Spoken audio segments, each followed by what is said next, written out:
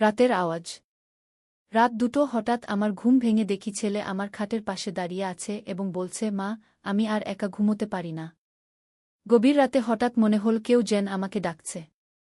চোখ খুলে দেখি ছেলে আমার বিছানার পাশে দাঁড়িয়ে। কি হয়েছে বাবা? অসুস্থ। আমি উঠে বসলাম। সে মাথা নাড়ল। মা, আমার ঘুম আসছে না। একা একা থাকতে ভয় লাগে গু। কি রকম ভয়? আমি চিন্তিত হয়ে গেলাম। মা, আমি স্বপ্ন দেখি তুমি আমাকে ছেড়ে চলে যাচ্ছ। বিয়ে দিয়ে দিচ্ছ অন্য কোনো মেয়ের সাথে। আমি একা হয়ে যাচ্ছি। কি? তার গলার স্বর কাঁপছিল। আমি তার মাথায় হাত বুলিয়ে বললাম, এসব কি ভাবিস? আমি তো তোর মা, কোথাও যাব না। সে আমার পাশে বিছানায় বসল। মা, তুমি জানো না আমি তোমাকে কতটা ভালোবাসি। অন্য মায়েরা যেমন তাদের ছেলেদের ভালোবাসে, আমার ভালোবাসা তার চেয়ে অনেক বেশি গু। সেটা স্বাভাবিক বাবা, তুই তো আমার একমাত্র সন্তান। আমি তার কপালে চুমু দিতে গেলাম। কিন্তু সে আমার হাত ধরে ফেল। মা, আমার ভালোবাসা মায়ের প্রতি সন্তানের ভালোবাসা নয়। আমি তোমাকে ভালোবাসি একজন পুরুষ যেমন একজন নারীকে ভালোবাসে গি। আমার বুক ধড়ফড় করতে লাগল। কি বলছিস তুই? মা, আমি তোমাকে বিয়ে করতে চাই। তুমি আমার স্ত্রী হও। আমরা একসাথে ঘুমোব, একসাথে থাকব। আমি তোমাকে খুশি রাখব। সুখদেব রাতের অন্ধকারে তার চোখ জ্বলজ্বল করছিল। এই গল্পটি সম্পূর্ণ শুনলে আপনাদের পানি অটোমেটিক বের হয়ে যাবে, সো যত দ্রুত সম্ভব হাতের কাছে টিস্যু নিয়ে বসে পড়ুন। বিছানার চাদর যেন নষ্ট না হয় সেটা সম্পূর্ণ খেয়াল রাখার অনুরোধ জানিয়ে গল্পটি এখন শুরু করব। তার আগে সর্বশেষ অনুরোধ, দয়া করে এমন পানি বের করার গল্প নিয়মিত শুনতে আমাদের চ্যানেলটি সকলেই সাবস্ক্রাইব করুন। ধন্যবাদ। হ্যালো বন্ধুরা, আমার নাম সুমিত্রা দাস। আমার বয়স ৩৯ বছর। আমার স্বামীর নাম সুদীপ দাস, বয়স ৫১ বছর। আমাদের ২ সন্তান, তন্বী আর রঞ্জন। তন্বী ২১ বছর বয়সী, বিশ্ববিদ্যালয়ে পড়ে। রঞ্জন ১৪ বছর বয়সী, স্কুলে যায়। আমার এই অদ্ভুত গল্পটি শুরু হয়েছিল গত মাসের একটি বৃষ্টির রাতে। সেদিন বৃষ্টি এত জোরে পড়ছিল যে বাইরে বের হওয়া একেবারেই অসম্ভব হয়ে পড়েছিল। স্বামী অফিসের কাজে ঢাকায় গিয়েছিলেন ৩ দিনের জন্যে। তন্বী তার বান্ধবীর বাড়িতে রাত কাটাতে গিয়েছিল। বাড়িতে শুধু আমি আর রঞ্জন। রাত ২টো হঠাৎ আমার ঘুম ভেঙে গেল। মনে হচ্ছিল কেউ যেন আমার নাম ধরে ডাকছে। চোখ খুলে দেখি রঞ্জন আমার বিছানার পাশে দাঁড়িয়ে আছে। তার মুখটা ফ্যাকাশে, চোখে একটা অদ্ভুত চাহনি। কি হয়েছে বাবা? তুই কেন জেগে আছিস? আমি ঘড়ির দিকে তাকিয়ে বললাম। মা, আমার ভয় লাগছে। একা ঘুমোতে পারছি না। কি? তার গলার স্বর কেমন যেন কাঁপছিল। আমি উঠে বসে তার হাত ধরলাম। হাত বেশ ঠান্ডা। কি রকম ভয় বাবা? স্বপ্ন দেখেছিস নাকি? মা, আমার মনে হচ্ছে তুমি আমাকে ছেড়ে কোথাও চলে যাবে। আমি একা হয়ে যাব। সে আমার হাত শক্ত করে ধরে রাখল। এসব কি ভাবিস তুই? আমি কোথাও যাব না। আমি তার মাথায় হাত বুলিয়ে দিলাম। মা, তুমি জানো না আমি তোমাকে কতটা ভালোবাসি। কি? তার কথায় কেমন একটা আবেগ ছিল যেটা আমাকে একটু অবাক করল। আমি জানি বাবা, তুই আমার ভালো ছেলে গু। না মা, আমার ভালোবাসা অন্যরকম। আমি তোমাকে এমনভাবে ভালোবাসি যেমন একজন পুরুষ একজন নারীকে ভালোবাসে গি। আমার সারা শরীর কেঁপে উঠল। কি বলছিস তুই? মা, আমি তোমাকে বিয়ে করতে চাই। তুমি আমার হয়ে যাও। আমরা একসাথে থাকব, একসাথে ঘুমোব গু। আমি হতবাক হয়ে গেলাম। এ কি বলছে আমার ছেলে? এত ছোট বয়সে এরকম কথা কিভাবে মাথায় আসল? রঞ্জন, তুই কি বলছিস জানিস? এসব কথা বলা ঠিক না গি। মা, আমি জানি এটা ভুল, কিন্তু আমি কিছুই করতে পারি না। আমার মন শুধু তোমাকেই চায়। এমন সময় হঠাৎ আমার মনে হল রঞ্জনের কথার মধ্যে কেমন যেন একটা কৃত্রিমতা আছে। তার চোখের দিকে ভালো করে তাকালাম। চোখে একটা অদ্ভুত ঝলক, যেটা আগে কখনো দেখিনি। রঞ্জন, তুই ঠিক আছিস তো? হঠাৎ সে হেসে উঠল। কিন্তু সেই হাসিটা আমার রঞ্জনের হাসি ছিল না। ভীষণ ভয়ানক এক হাসি। মা, আমি রঞ্জন নই গু। আমার রক্ত জমে গেল। তুই কে? আমি একটা জিন। তোমার ছেলের শরীর দখল করে নিয়েছি। আজ রাতে আমি তোমার সাথে গি। কিন্তু তার কথা শেষ হবার আগেই আমি চিৎকার করে উঠলাম। রঞ্জন! আমার রঞ্জন কোথায়? হঠাৎ সে আবার স্বাভাবিক হয়ে গেল। চোখে আগের সেই অদ্ভুত ঝলক নেই। মা, কি হল? তুমি কেন চিৎকার করছ? আমি তাকে শক্ত করে জড়িয়ে ধরলাম। তুই ঠিক আছিস? হ্যাঁ মা, আমি ঠিক আছি। কিন্তু আমার মনে হচ্ছে কেমন যেন একটা স্বপ্ন দেখেছি। খুব খারাপ স্বপ্ন। আমি বুঝলাম যে সত্যিই কোনো অশুভ শক্তি আমার ছেলের উপর প্রভাব বিস্তার করার চেষ্টা করছে। এটা নিয়ে আমাকে কিছু করতে হবে। পরের দিন সকালে আমি আমার মার কাছে ফোন করলাম। মা এসব বিষয়ে অভিজ্ঞ। তিনি বললেন, মেয়ে, এটা জিনের কাণ্ড। তোমার ছেলের উপর কোনো অশুভ আত্মা প্রভাব বিস্তার করার চেষ্টা করছে। কি করব মা? তুমি একটা জিনের ধরা পীরের কাছে যাও। তিনি এর সমাধান দেবেন। সেদিনই আমি রঞ্জনকে নিয়ে পীর সাহেবের কাছে গেলাম। পীর সাহেব রঞ্জনের দিকে তাকিয়ে বললেন, এর উপর একটা শক্তিশালী জিন ভর করেছে। এটা খুবই বিপজ্জনক। কিভাবে এটা হলো? আমি জানতে চাইলাম। তোমাদের বাড়িতে কোনো পুরনো জিনিস আছে যেটার মধ্যে জিন বাস করে? সেখান থেকে এটা তোমার ছেলেকে আক্রমণ করেছে। আমার মনে পড়ল আমাদের পুরনো আলমারিটার কথা। সেটা আমার দাদির আমল থেকে আছে। অনেক পুরনো। পীর সাহেব, সেই আলমারিটা কি করব? সেটা পুড়িয়ে ফেলতে হবে। আর তোমার ছেলেকে কিছু তাবিজ দিয়ে দিচ্ছি। এটা সাথে রাখবে। বাড়িতে ফিরে আমরা সেই পুরনো আলমারিটা বাইরে নিয়ে পুড়িয়ে ফেললাম। আলমারি পুড়তে থাকার সময় এক অদ্ভুত আওয়াজ শোনা গেল, যেন কেউ কান্নাকাটি করছে। সেই রাত থেকে রঞ্জনের সব সমস্যা দূর হয়ে গেল। সে আবার আগের মতো স্বাভাবিক হয়ে উঠল। কিন্তু আমার মনে এখনও সেই ভয়ানক রাতের স্মৃতি রয়ে গেছে। কিছুদিন পর পীর সাহেব আমাদের বাড়িতে এসে বললেন, সেই জিনটা আসলে তোমার দাদির আমল থেকেই সেই আলমারিতে বাস করত। তোমার দাদি নিয়মিত পূজাপাঠ করতেন বলে জিনটা কিছু করতে পারত না।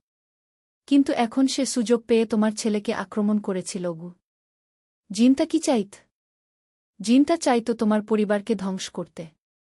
সে তোমার ছেলের মাধ্যমে এমন কিছু করাতে চাইত যাতে তোমাদের পরিবার ভেঙে যায়।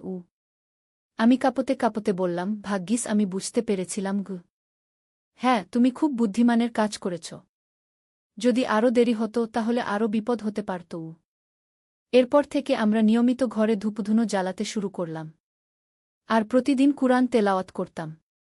বাড়িতে একটা পবিত্র পরিবেশ বজায় রাখতাম।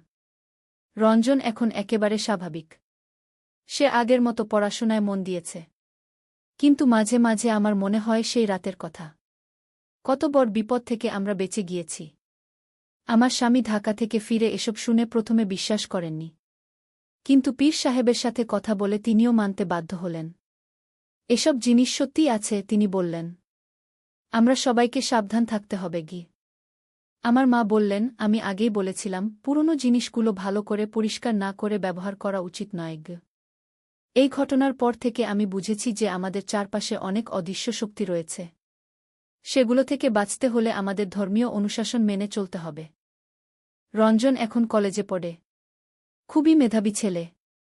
কিন্তু সেই রাতের কথা আমরা কখনো আলোচনা করি না। সেটা আমাদের পরিবারের একটা গোপন অধ্যায় হয়ে রয়ে গেছে।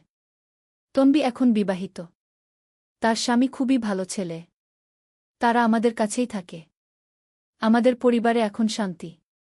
কিন্তু আমি জানি যে এই শান্তি রক্ষা করতে হলে আমাদের সবসময় সাবধান থাকতে হবে। অশুভ শক্তি যে কোনো সময় আবার আক্রমণ করতে পারে। পীর সাহেব বলেছিলেন, যেসব বাড়িতে নিয়মিত নামাজ কালাম হয় সেখানে জিনভূত কম আসে। তাই আমরা এখন নিয়মিত ইবাদত বন্দেগী করি। ঘরে সূরা বাকারা তেলাওয়াত করি। আয়াতুল কুরসি পড়ি। আমার এই অভিজ্ঞতা থেকে আমি শিখেছি যে পারিবারিক বন্ধন কতটা গুরুত্বপূর্ণ। যখন অশুভ শক্তি আমাদের আক্রমণ করেছিল, তখন আমাদের পারস্পরিক ভালোবাসা আর বিশ্বাসই আমাদের রক্ষা করেছে। রঞ্জনও এখন বড় হয়েছে। সে বুঝে গেছে যে সেই রাতে কি হয়েছিল। কিন্তু আমরা কখনো সে বিষয়ে কথা বলি না। কিছু স্মৃতি চেপে রাখাই ভালো।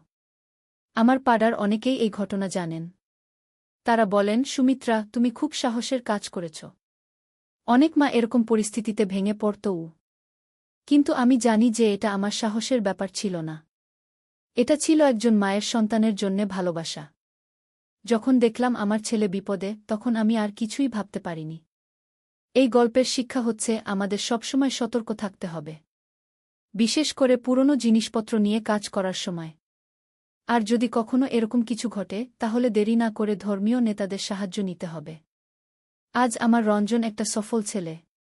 কিন্তু আমি জানি যে সেই অন্ধকার রাতে যদি আমি সঠিক সিদ্ধান্ত না নিতাম তাহলে আজ হয়তো আমাদের পরিবারের অবস্থা অন্যরকম হতো। তাই আমি সবাইকে বলি, পরিবারের সদস্যদের মধ্যে যদি কখনো অস্বাভাবিক আচরণ দেখেন তাহলে সেটাকে হালকা করে দেখবেন না। দ্রুত পদক্ষেপ নিন। আমার এই অভিজ্ঞতা আমাকে আরও ধার্মিক করে তুলেছে। আমি বুঝেছি যে এই পৃথিবীতে শুধু দৃশ্যমান জিনিসই সব নয়, অনেক অদৃশ্য শক্তিও রয়েছে। আর সবচেয়ে বড় কথা, পরিবারের সদস্যদের প্রতি আমাদের ভালোবাসা আর যত্নই আমাদের সবচেয়ে বড় শক্তি। যখন আমরা একসাথে থাকি তখন কোনো অশুভ শক্তিই আমাদের হারাতে পারে না। এই গল্পটি আমি আমার অভিজ্ঞতা থেকে বলেছি, কিন্তু এর পরেও আরও অনেক ঘটনা ঘটেছে যা আমার জীবনকে আরও জটিল করে তুলেছে। সেই ঘটনার 6 মাস পর আরেকটি বিচিত্র ব্যাপার ঘটল। আমাদের বাড়ির পাশের পুরনো কবরস্থানে রাতের বেলা অদ্ভুত আলো দেখা যেতে লাগল। প্রতি রাতে ঠিক 12টার সময় একটা সাদা আলো কবরস্থান থেকে আমাদের বাড়ির দিকে আসতে থাকত। প্রথম দিকে আমি ভাবলাম হয়তো কেউ টর্চলাইট নিয়ে হাঁটছে, কিন্তু যখন দেখলাম যে আলোটা মাটি থেকে 3-4 ফুট ওপর দিয়ে ভেসে আসছে তখন আমার সন্দেহ হল। একদিন রাতে আমি সাহস করে জানালা দিয়ে দেখার চেষ্টা করলাম। দেখি একটা সাদা কাপড় পরা মানুষের মতো কিছু একটা আমাদের বাড়ির দিকে ভেসে আসছে। তার পা মাটি স্পর্শ করছে না। আমি ভয়ে কাঁপতে কাঁপতে স্বামীকে ডাকলাম, সুদীপ, ওই দেখো। স্বামী জানালা দিয়ে তাকিয়ে বললেন, এ কি দেখছি? এটা তো কিন্তু তার কথা শেষ হওয়ার আগেই সেই সাদা ছায়াটা আমাদের বাড়ির দেওয়ালের ভেতর দিয়ে ঢুকে গেল। হ্যাঁ, দেওয়াল ভেদ করে ভেতরে চলে গেল। আমরা দুজনে ভয়ে কাঠ হয়ে গেলাম। স্বামী বললেন, আমরা কি করব? পীর সাহেবকে ফোন করি। পীর সাহেবকে ফোন করে সব খুলে বললাম। তিনি বললেন, আপনাদের বাড়িতে একটা আত্মা এসেছে। কাল সকালে আমি আসছি। সেই রাতটা আমরা একদম ঘুমাতে পারলাম না। বাচ্চাদের সাথে একই ঘরে রাত কাটালাম। রঞ্জন বারবার বলছিল, মা, আমার মনে হচ্ছে কেউ আমাদের দেখছে। তন্বিও বলল, আমার গায়ে কাটা দিচ্ছে। পরের দিন সকালে পীর সাহেব এলেন। তিনি পুরো বাড়ি ঘুরে দেখলেন। তারপর বললেন, এই বাড়িতে একটা অশান্ত আত্মা এসেছে। এটা কবরস্থান থেকে এসেছে। কেন এসেছে? আমি জানতে চাইলাম। এর কোনো কারণ দরকার নেই। কখনো কখনো আত্মারা শুধু বিচরণ করে, কিন্তু এটা বিপজ্জনক। এটা আপনাদের পরিবারের ক্ষতি করতে পারে। পীর সাহেব আমাদের বাড়িতে বিশেষ পদ্ধতিতে কিছু দোয়া-দরুদ পড়লেন।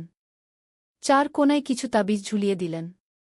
বললেন, এখন থেকে প্রতিদিন মাগরিবের সময় আয়ান দেবেন আর সূরা বাকারা তেলাওয়াত করবেন। কিন্তু সেই রাতেই আবার সেই সাদা ছায়া দেখা গেল। এবার সেটা আমাদের ঘরের ভেতর ঢুকে রঞ্জনের বিছানার পাশে দাঁড়াল। রঞ্জন চিৎকার করে উঠল, মা, কেউ একজন আমার পাশে দাঁড়িয়ে আছে। আমরা সবাই দৌড়ে গেলাম। দেখি রঞ্জন কাঁপছে। মা, একজন বুড়ো মানুষ আমার পাশে দাঁড়িয়েছিল। সে বলছিল, আমার সাথে চলো। এবার আমরা বুঝলাম যে ব্যাপারটা আরও গুরুতর। পরের দিন পীর সাহেবকে আবার ডাকলাম। পীর সাহেব এসে বললেন, এই আত্মাটা খুবই শক্তিশালী। এটা কোনো সাধারণ আত্মা নয়। এটা একটা পুরনো আত্মা, অনেক দিন ধরে কবরস্থানে ছিল। এর সমাধান কি? এটার জন্যে আমাকে বিশেষ ব্যবস্থা নিতে হবে। আপনারা 3 দিন বাড়ি ছেড়ে অন্য কোথাও থাকুন। আমি এই 3 দিনের সব ঠিক করে দেব। আমরা আমার মায়ের বাড়িতে গিয়ে 3 দিন থাকলাম। পীর সাহেব প্রতিদিন আমাদের বাড়িতে গিয়ে বিশেষ আমল করতেন। 3 দিন পর যখন বাড়ি ফিরলাম তখন পীর সাহেব বললেন, আত্মাটাকে তার নিজের জগতে পাঠিয়ে দিয়েছি।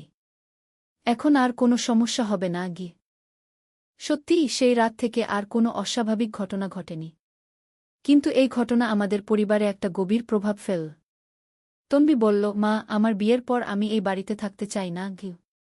রঞ্জনও বলল, আমাদের অন্য কোথাও চলে যাওয়া উচিত। কিন্তু স্বামী বললেন, এটা আমাদের পূর্বপুরুষের বাড়ি, এখানেই থাকব। তবে আরও বেশি সাবধান থাকতে হবে। পীর সাহেব বলেছিলেন, এই বাড়ির আশেপাশের পরিবেশ কিছুটা সমস্যার। কবরস্থান এত কাছে থাকলে মাঝে মাঝে এরকম হয়। তাহলে কি করব? আপনারা নিয়মিত ধর্মীয় অনুশাসন পালন করুন। প্রতিদিন নামাজ পড়ুন, কুরআন তেলাওয়াত করুন। বাড়িতে সবসময় পবিত্র পরিবেশ রাখুন। এরপর থেকে আমরা খুবই সতর্ক হয়ে গেলাম। প্রতিদিন 5 ওয়াক্ত নামাজ পড়তাম। সকালে আর সন্ধ্যায় কুরআন তেলাওয়াত করতাম। কিন্তু 6 মাস পর আবার নতুন একটা সমস্যা দেখা দিল। এবার সমস্যা হল তনবির সাথে। তনবি হঠাৎ করে খুব অদ্ভুত আচরণ করতে শুরু করল। সে রাতের বেলা ঘুমের মধ্যে কথা বলত, কিন্তু সেটা তার নিজের গলার স্বর ছিল না। একদিন রাতে আমি শুনলাম তনবি কারো সাথে কথা বলছে। তার গলার স্বর অনেক ভারী, যেন কোনো বয়স্ক মানুষের। আমি তার ঘরে গিয়ে দেখি সে ঘুমিয়ে আছে, কিন্তু মুখ দিয়ে কথা বের হচ্ছে। কে তুমি? সে বলছিল। তারপর থামল। তারপর আবার বলল, আমি তোমার সাথে যেতে পারব না গি। আমি ভয় পেয়ে তাকে জাগিয়ে দিলাম। তনবি, কার সাথে কথা বলছিলি? আমি তো ঘুমিয়েছিলাম মা। কথা বলিনি তো উ। তুই ঘুমের মধ্যে কথা বলছিলি উ। আমি কিছু মনে করতে পারছি না। তবে একটা অদ্ভুত স্বপ্ন দেখছিলাম গ। কী রকম স্বপ্ন? দেখলাম একটা বুড়ো মানুষ আমাকে তার সাথে কোথাও যেতে বলছে। আমি যেতে চাইছি না ঘি। আমার মনে পড়ল রঞ্জনের কথা। সেও তো বলেছিল বুড়ো মানুষের কথা। পরের দিন পীর সাহেবকে ফোন করলাম। তিনি এসে তনবিকে দেখলেন। তারপর বললেন, এই মেয়েটার উপর একটা আত্মা প্রভাব বিস্তার করার চেষ্টা করছে গি। কিন্তু আপনি তো বলেছিলেন আত্মাটাকে চলে যেতে বলেছেন গি। হ্যাঁ, কিন্তু এটা ভিন্ন আত্মা। এটা সেই একই কবরস্থান থেকে এসেছে, কিন্তু আলাদা আত্মা গু। কেন তনবিকে টার্গেট করছে? তনবির বয়স এখন 21। এই বয়সে মেয়েদের আত্মিক শক্তি কম থাকে। তাই আত্মারা তাদের সহজে প্রভাবিত করতে পারে কি। পীর সাহেব তনবিকে কিছু তাবিজ দিলেন। বললেন, এগুলো সবসময় সাথে রাখবে। আর রাতে ঘুমানোর আগে আয়াতুল কুরসি পড়বে গি। কিন্তু পরের রাতেই আবার সমস্যা হল। এবার তনবি ঘুমের মধ্যে উঠে বসল। তার চোখ খোলা, কিন্তু সে ঘুমিয়ে আছে। আমি তাকে ডাকলাম, তনবি। সে আমার দিকে তাকালো, কিন্তু তার চোখে কোনো চেনা ভাব নেই। তারপর একটা অদ্ভুত গলায় বলল, আমি তনবি নই গি। আমার রক্ত জমে গেল। তুমি কে? আমি এই বাড়িতে থাকি বহু বছর ধরে উ। তুমি কি চাও? আমি এই মেয়েটাকে চাই। আমার সাথে নিয়ে যেতে চাই উ। আমি চিৎকার করে স্বামীকে ডাকলাম। স্বামী এসে দেখলেন তনবির অবস্থা। তনবি, আমার কথা শুনতে পাচ্ছিস? কিন্তু সে সেই অদ্ভুত গলায় বলল, সে আমার কথা শুনতে পায় না। আমি তার শরীর নিয়ন্ত্রণ করছি উ। স্বামী পীর সাহেবকে ফোন করলেন। পীর সাহেব বললেন, এক্ষুনি আয়াতুল কুরসি পড়ুন। জোরে জোরে কি। আমরা দুজনে মিলে আয়াতুল কুরসি পড়তে শুরু করলাম। পড়তে পড়তে দেখলাম তনবির শরীর কাঁপছে। হঠাৎ তনবি চিৎকার করে উঠল। তারপর অজ্ঞান হয়ে পড়ে গেল। আমরা তাকে কোলে নিয়ে বিছানায় শুইয়ে দিলাম। কিছুক্ষণ পর তার জ্ঞান ফিরল। মা, কি হয়েছিল আমার? আমি তার কপালে হাত দিলাম। জ্বর নেই। তুই কিছু মনে করতে পারছিস? কিছুই না। শুধু মনে আছে একটা বুড়ো মানুষ আমাকে কিছু বলছিল উ। পরের দিন পীর সাহেব এসে বললেন, এই আত্মাটা খুবই জেদি। এটা সহজে ছাড়বে না ই। তাহলে কি করব? আপনাদের মেয়েকে কিছুদিনের জন্যে অন্য কোথাও পাঠিয়ে দিন। আমি এখানে বিশেষ ব্যবস্থা নেব। আমরা তনবিকে তার নানির বাড়িতে পাঠিয়ে দিলাম। সেখানে সে একদম স্বাভাবিক ছিল। পীর সাহেব 1 সপ্তাহ ধরে প্রতিদিন আমাদের বাড়িতে এসে বিশেষ আমল করলেন। তিনি বললেন, এই আত্মাটা এই বাড়ির সাথে কোনোভাবে যুক্ত উ। কিভাবে? হয়তো এই বাড়ির কোনো পুরনো বাসিন্দার আত্মা। অথবা কবরস্থানের কোনো আত্মা যে এই বাড়ির প্রতি আকর্ষিত গ। এটা কি আগেও এই বাড়িতে ছিল? সম্ভবত। তবে আপনাদের পরিবারে ধর্মীয় পরিবেশ বেশি হওয়ায় আগে সক্রিয় ছিল না আগে। তাহলে এখন কেন সক্রিয় হল? কোনো কারণে এর শক্তি বেড়েছে। হয়তো কবরস্থানে কোনো নতুন সমাধি হয়েছে গি। আমার মনে পড়ল, গত মাসে আমাদের পাড়ার একজন বৃদ্ধ মারা গিয়েছিলেন। তাকে ওই কবরস্থানেই দাফন করা হয়েছিল। পীর সাহেব, গত মাসে করিম চাচাকে ওই কবরস্থানে দাফন করা হয়েছিল উ। আহা! সেটাই হতে পারে। নতুন সমাধির কারণে পুরনো আত্মাগুলো সক্রিয় হয়ে উঠেছে গি। পীর সাহেব আরও কিছুদিন আমল করার পর বললেন, এখন ঠিক হয়ে গেছে। তনবিকে ফিরিয়ে আনুন গ। তনবি ফিরে এলো। প্রথম কয়েকদিন সবকিছু স্বাভাবিক ছিল। কিন্তু 1 সপ্তাহ পর আবার সেই সমস্যা শুরু হল। এবার আমরা বুঝলাম যে এই বাড়িতে থেকে এই সমস্যার স্থায়ী সমাধান হবে না। স্বামী বললেন, আমাদের অন্য কোথাও চলে যেতে হবে গি। তনবিও বলল, মা, আমি আর এই বাড়িতে থাকতে পারব না গি। রঞ্জন বলল, আমারও ভয় লাগে গু। শেষ পর্যন্ত আমরা সিদ্ধান্ত নিলাম যে এই বাড়ি ছেড়ে চলে যাব। আমরা শহরের অন্য এলাকায় একটা নতুন বাড়ি ভাড়া নিলাম। সেখানে চলে যাওয়ার পর আর কোনো অস্বাভাবিক ঘটনা ঘটেনি। তন্বী স্বাভাবিক হয়ে গেল। রঞ্জনও আগের মতো হয়ে উঠল। কিন্তু আমার মনে এখনও সেই পুরনো বাড়ির স্মৃতি রয়ে গেছে। কত রহস্য লুকিয়ে ছিল সেই বাড়িতে। পীর সাহেব বলেছিলেন, সব বাড়িতে এরকম হয় না। কিছু কিছু জায়গা থাকে যেখানে অতিপ্রাকৃত শক্তি বেশি সক্রিয় থাকে। আমাদের সেই পুরনো বাড়িটা এখনও খালি পড়ে আছে। কেউ সেখানে থাকতে চায় না। পাড়ার লোকজন বলে, রাতের বেলা ওই বাড়ি থেকে অদ্ভুত আওয়াজ আসে। আমি মাঝে মাঝে ভাবি, আমরা যদি সেই বাড়িতেই থেকে যেতাম তাহলে কি হতো? হয়তো আরও বড় কোনো বিপদ হতো। এই অভিজ্ঞতা আমাকে শিখিয়েছে যে আমাদের চারপাশে অনেক রহস্য রয়েছে যা আমরা বুঝতে পারি না। তন্বী এখন বিবাহিত। তার সংসার খুব ভালো চলছে। রঞ্জনও বিশ্ববিদ্যালয়ে ভালো ফলাফল করছে। কিন্তু আমরা কেউই সেই পুরনো বাড়ির কথা আলোচনা করি না। সেটা আমাদের জীবনের একটা অন্ধকার অধ্যায়। যারা এই গল্প শুনছেন তাদের বলব, যদি কখনো আপনাদের বাড়িতে এরকম কিছু ঘটে তাহলে দেরি করবেন না। দ্রুত সঠিক ব্যবস্থা নিন। আর সবচেয়ে বড় কথা, পরিবারের নিরাপত্তার চেয়ে বড় কিছু নেই। যদি প্রয়োজন হয় তাহলে বাড়ি ছেড়ে চলে যেতেও দ্বিধা করবেন না। আমাদের নতুন বাড়িতে এখন শান্তি। আমরা সবাই খুশি।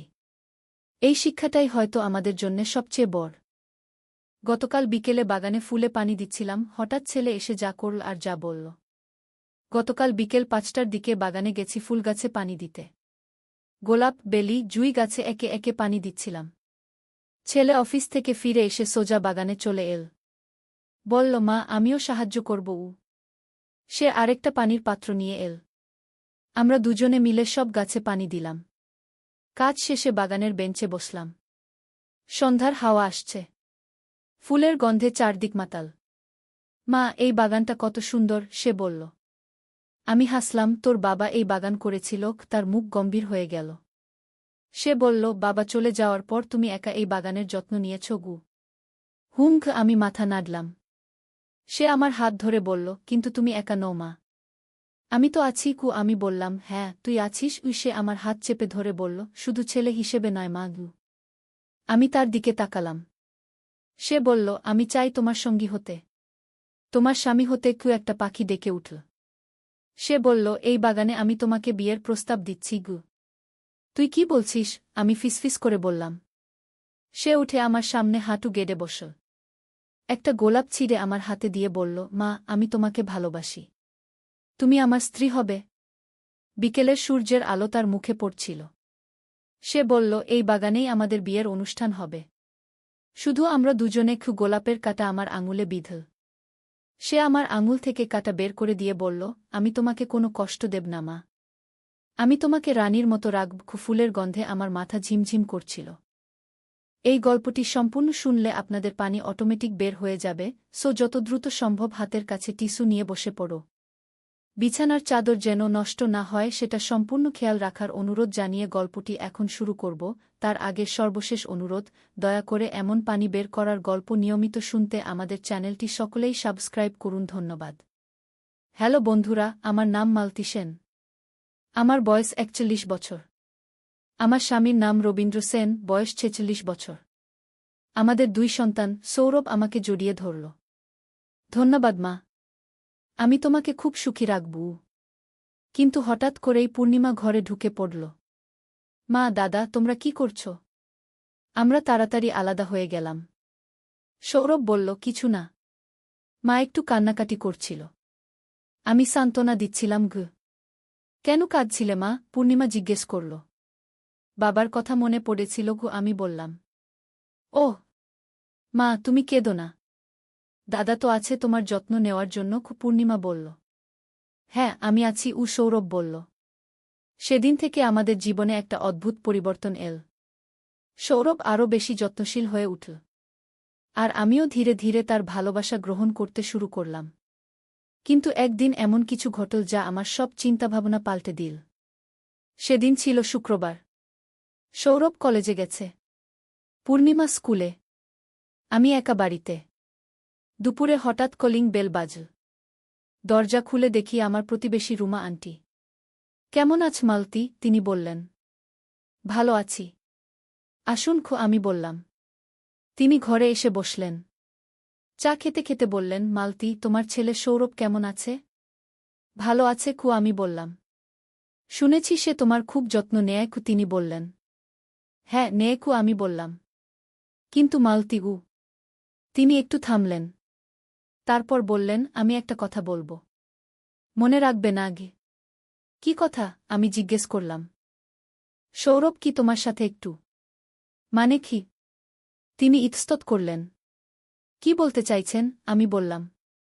আমি দেখেছি সে তোমার সাথে অন্য রকম আচরণ করে। একজন ছেলের চেয়ে বেশি কিছু কি তিনি বললেন। আমার মুখ শুকিয়ে গেল। আপনি কি বলতে চাইছেন? মালতী, আমি তোমার ভালোর জন্যই বলছি। সৌরভের আচরণ কেমন যেন অস্বাভাবিক লাগছে কি তিনি বললেন। অস্বাভাবিক মানে? আমি জিজ্ঞেস করলাম। সে তোমাকে যেভাবে দেখে, যেভাবে তোমার যত্ন নেয়, এটা একজন ছেলের পক্ষে স্বাভাবিক নয় কি তিনি বললেন। আমি চুপ করে রইলাম। রুমা আন্টি আরও বললেন, মালতী, তুমি সাবধান থেকো। কখনো কখনো ছেলেরা মায়ের প্রতি অস্বাভাবিক আকর্ষণ অনুভব করে। এটা একটা মানসিক সমস্যা কি? আপনি কি বলছেন? আমি অবাক হয়ে বললাম। আমি শুনেছি এরকম হয়। বিশেষ করে বাবা মারা গেলে ছেলেরা মায়ের প্রতি নির্ভরশীল হয়ে পড়ে। আর এই নির্ভরশীলতা কখনো কখনো ভুল পথে চলে যায় তিনি বললেন। আমি কিছু বলতে পারছিলাম না। রুমা আন্টি চলে যাওয়ার পর আমি ভাবতে শুরু করলাম। তিনি কি ঠিক বলেছেন? সৌরভের আচরণ কি সত্যিই অস্বাভাবিক? আমি কি ভুল করছি? সন্ধেবেলা সৌরভ ফিরে এল। আমাকে দেখে বলল, মা, তুমি চুপচাপ কেন? কিছু না ঘিয়ে আমি বললাম। মা, তুমি কি আমার উপর রাগ আছো? সে জিজ্ঞেস করল। না ঘিয়ে আমি বললাম। কিন্তু সৌরভ বুঝতে পারল আমার মন ভালো নেই। সে আমার কাছে এসে বসল। মা, কি হয়েছে? আমাকে বলো। সে বলল। সৌরভ আমি একটু থামলাম। তারপর বললাম, আমাদের এই সম্পর্ক কি ঠিক? কেন? কি সমস্যা? সে জিজ্ঞেস করল। লোকে কি বলবে? আমি বললাম। কে কি বলেছে? সে গম্ভীর হয়ে জিজ্ঞেস করল। রুমা আন্টি আজ এসেছিল। তিনি বলেছেন তোর আচরণ অস্বাভাবিক আমি বললাম। সৌরভের মুখ রাগে লাল হয়ে গেল। সে কি বলেছে? বলেছে তুই আমার সাথে একজন ছেলের মতো আচরণ করিস না ঘি আমি বললাম। আর তুমি তার কথা বিশ্বাস করেছ? সে রাগত গলায় বলল। আমি জানি না ঘি আমি বললাম। মা, তুমি আমাকে বিশ্বাস কর না? সে বলল। করি। কিন্তু আমি থামলাম। কিন্তু কি? সে জিজ্ঞেস করল। আমরা কি সত্যিই এটা করতে পারি? আমি জিজ্ঞেস করলাম। সৌরভ আমার হাত ধরল। মা, আমি তোমাকে ভালোবাসি। এটাই আসল। বাকি সব মিথ্যা কিন্তু সমাজ আমি বলতে শুরু করলাম। সমাজ কি করবে? আমরা তো কাউকে বলছি না। সে বলল। আমি চুপ করে রইলাম। সৌরভ আরও বলল, মা, তুমি কি আমাকে ভালোবাসো না? ভালোবাসি আমি বললাম। তাহলে আর কিছু ভেব না। আমরা দুজনে খুশি থাকব সে বলল। কিন্তু আমার মন শান্ত হচ্ছিল না। রুমা আন্টির কথাগুলো বারবার মনে আসছিল। রাতে খাওয়ার সময় পূর্ণিমা বলল, মা, তুমি কেন এত চুপচাপ আছো? কিছু না ঘিয়ে আমি বললাম। মা, তুমি কি অসুস্থ? সে জিজ্ঞেস করল। না, ভালো আছি আমি বললাম। সৌরভ বলল, পূর্ণিমা, মা একটু চিন্তিত। কিছুদিন পর ভালো হয়ে যাবে রাতে ঘুমানোর সময় সৌরভ আমার ঘরে এল। মা, আমি তোমার সাথে থাকব। না, তুই তোর ঘরে যা আমি বললাম। কেন? তুমি কি আমাকে চাও না? সে বলল। এটা ঠিক নয় আমি বললাম। কেন ঠিক নয়? আমরা তো সিদ্ধান্ত নিয়েছি সে বলল। আমি আর পারছি না সৌরভ আমি বললাম। কেন? কি হয়েছে? সে জিজ্ঞেস করল। আমি ভয় পাচ্ছি আমি বললাম। কিসের ভয়? সে বলল। লোকে জানতে পারলে কি হবে? আমি বললাম। কেউ জানতে পারবে না সে বলল। কিন্তু রুমা আন্টি তো সন্দেহ করতে শুরু করেছে আমি বললাম। তার সন্দেহ করার কিছু নেই। আমি সাবধান থাকব সে বলল। না সৌরভ, আমি আর পারব না আমি দৃঢ়ভাবে বললাম। সৌরভের মুখ বদলে গেল। তুমি কি আমাকে প্রত্যাখ্যান করছ? আমি থামলাম। তুমি আমাকে প্রত্যাখ্যান করলে আমি কি করব জানো, সে বলল। কি করবি? আমি জিজ্ঞেস করলাম। আমি সত্যিই আত্মহত্যা করব। এবার মিথ্যা নয়, সে বলল। আমি ভয় পেয়ে গেলাম। তুই এরকম কথা বলিস না ঘি। তাহলে তুমি আমাকে প্রত্যাখ্যান করো না, সে বলল। আমি কি করব বুঝতে পারছিলাম না। সৌরভ আরও কাছে এল। মা, আমি তোমাকে ছাড়া বাঁচতে পারব না, সে বলল। সৌরভ আমি বলতে গিয়ে থামলাম। প্লিজ মা, আমাকে একটা সুযোগ দাও, সে বলল। আমি অনেকক্ষণ চুপ করে থাকলাম। তারপর বললাম, ঠিক আছে গি। সত্যি? সৌরভ খুশি হয়ে বলল। আমি মাথা নাড়লাম। সেদিন থেকে আমরা আরও গোপনীয়তার সাথে আমাদের সম্পর্ক চালিয়ে গেলাম। কিন্তু একদিন এমন কিছু ঘটল যা সব কিছু পাল্টে দিল। সেদিন ছিল রবিবার। আমরা তিনজনে বাজারে গিয়েছিলাম। বাজার থেকে ফেরার সময় রাস্তায় আমাদের পুরনো পারিবারিক ডাক্তার মিলেন সাহেবের সাথে দেখা হল। কেমন আছেন মালতী? তিনি বললেন। ভালো আছি ডাক্তার সাহেব, আমি বললাম। এ তো সৌরভ। কেমন আছিস? তিনি সৌরভের দিকে তাকিয়ে বললেন। ভালো আছি, সৌরভ বলল। আর এই যে পূর্ণিমা। কত বড় হয়েছে? ডাক্তার সাহেব বললেন। আমরা কিছুক্ষণ কথা বললাম। তারপর ডাক্তার সাহেব বললেন, মালতী, আমি তোমাকে একটা কথা বলব। বলুন। আমি বললাম। সৌরভ, তুই একটু দূরে যা। আমি তোর মার সাথে একটা কথা বলব। তিনি সৌরভকে বললেন। সৌরভ একটু দূরে গিয়ে পূর্ণিমার সাথে দাঁড়াল। ডাক্তার সাহেব আমার কাছে এসে বললেন, মালতী, সৌরভের ব্যাপারে আমি চিন্তিত। কেন? আমি জিজ্ঞেস করলাম। আমি লক্ষ্য করেছি সে তোমার প্রতি একটু বেশি আসক্ত। এটা স্বাভাবিক নয় কি? তিনি বললেন। আমার বুকের ভেতরে ধড়ফড় করতে শুরু করল। তুমি একবার তাকে আমার কাছে নিয়ে এসো। আমি পরীক্ষা করব, তিনি বললেন। কি পরীক্ষা? আমি জিজ্ঞেস করলাম। মানসিক অবস্থার পরীক্ষা। বাবা মারা যাওয়ার পর অনেক ছেলেই এরকম সমস্যায় পড়ে, তিনি বললেন। কি সমস্যা? আমি জিজ্ঞেস করলাম। অয়েডিপাস কমপ্লেক্স। এটা একটা মানসিক রোগ। এতে ছেলেরা মায়ের প্রতি রোমান্টিক অনুভূতি পোষণ করে, তিনি বললেন। আমার মাথা ঝিমঝিম করতে শুরু করল। মালতী, তুমি কি ঠিক আছো? ডাক্তার সাহেব জিজ্ঞেস করলেন। আমি ঠিক আছি, আমি বললাম। তুমি সৌরভকে নিয়ে আগামী সপ্তাহে আমার কাছে এসো। আমি তার চিকিৎসার ব্যবস্থা করব, তিনি বললেন। বাড়িতে ফিরে আমি ভাবতে শুরু করলাম। ডাক্তার সাহেব যা বলেছেন সেটা কি সত্যি? সৌরভের কি সত্যিই কোনো মানসিক সমস্যা আছে? আর আমি কি করেছি? আমি কি একটা অসুস্থ ছেলের সাথে ভুল কাজ করেছি? সেদিন রাতে সৌরভ আমার কাছে এল। মা, ডাক্তার সাহেব তোমাকে কি বলেছিল? কিছু না, আমি বললাম। মা, তুমি আমার কাছে সত্য কথা বলো, সে বলল। আমি কিছুক্ষণ চুপ করে থাকলাম। তারপর বললাম, সৌরভ, তুই কি আমাকে সত্যিই ভালোবাসিস? অবশ্যই। আমি তোমাকে খুব ভালোবাসি, সে বলল। কিন্তু এই ভালোবাসা কি ঠিক? আমি জিজ্ঞেস করলাম। কেন ঠিক নয়? সে বলল। ডাক্তার সাহেব বলেছেন এটা একটা মানসিক সমস্যা, আমি বললাম। সৌরভের মুখ রাগে লাল হয়ে গেল। তিনি কি বলেছেন? বলেছেন তোর অয়েডিপাস কমপ্লেক্স হয়েছে, আমি বললাম। এটা মিথ্যা, সৌরভ চিৎকার করে বলল। তিনি বলেছেন তোর চিকিৎসা প্রয়োজন, আমি বললাম। আমার কোনো চিকিৎসা প্রয়োজন নেই। আমি সুস্থ আছি, সে বলল। কিন্তু সৌরভ আমি বলতে শুরু করলাম। না, আমি কারো কাছে যাব না, সে রাগত গলায় বলল। তুই যেতেই হবে, আমি দৃঢ়ভাবে বললাম। তুমি কি আমাকে পাগল বানাতে চাও? সে বলল। আমি তোর ভালো চাই, আমি বললাম। তাহলে আমাকে ডাক্তারের কাছে নিয়ে যেও না, সে বলল। আমি নিয়ে যাব, আমি বললাম। সৌরভ আর কিছু বলল না। সে চলে গেল। পরদিন সকালে উঠে দেখি সৌরভ বাড়িতে নেই। তার ঘরে গিয়ে দেখি সে তার সব জামাকাপড় নিয়ে চলে গেছে। পূর্ণিমা জিজ্ঞেস করল, মা, দাদা কোথায়? সে একটু কাজে গেছে, আমি বললাম। কিন্তু সৌরভ আর ফিরে এল না। পুরো দিন কেটে গেল। রাতে এল না। পরদিনও এল না। আমি খুব চিন্তিত হয়ে পড়লাম। সে কোথায় গেছে? কি করছে? তৃতীয় দিনে আমি সিদ্ধান্ত নিলাম সৌরভকে খুঁজতে বের হব। কিন্তু কোথায় খুঁজব? সেদিন সন্ধেবেলা হঠাৎ দরজায় কলিং বেল বাজল। দরজা খুলে দেখি পুলিশ। আপনি মালতী সেন? একজন পুলিশ জিজ্ঞেস করল। হ্যাঁ গো, আমি ভয়ে ভয়ে বললাম।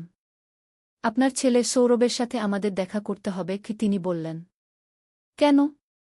কি হয়েছে? আমি জিজ্ঞেস করলাম। তিনি একটা হোটেলে থাকছেন, আর সেখানে কিছু অপ্রাপ্তবয়স্ক মেয়েদের নিয়ে অবৈধ কাজ করছেন, পুলিশ বলল। আমার মাথায় বজ্রাঘাত হল। আপনি কি বলছেন? আপনি আমাদের সাথে আসুন। তাকে বোঝাতে হবে, পুলিশ বলল।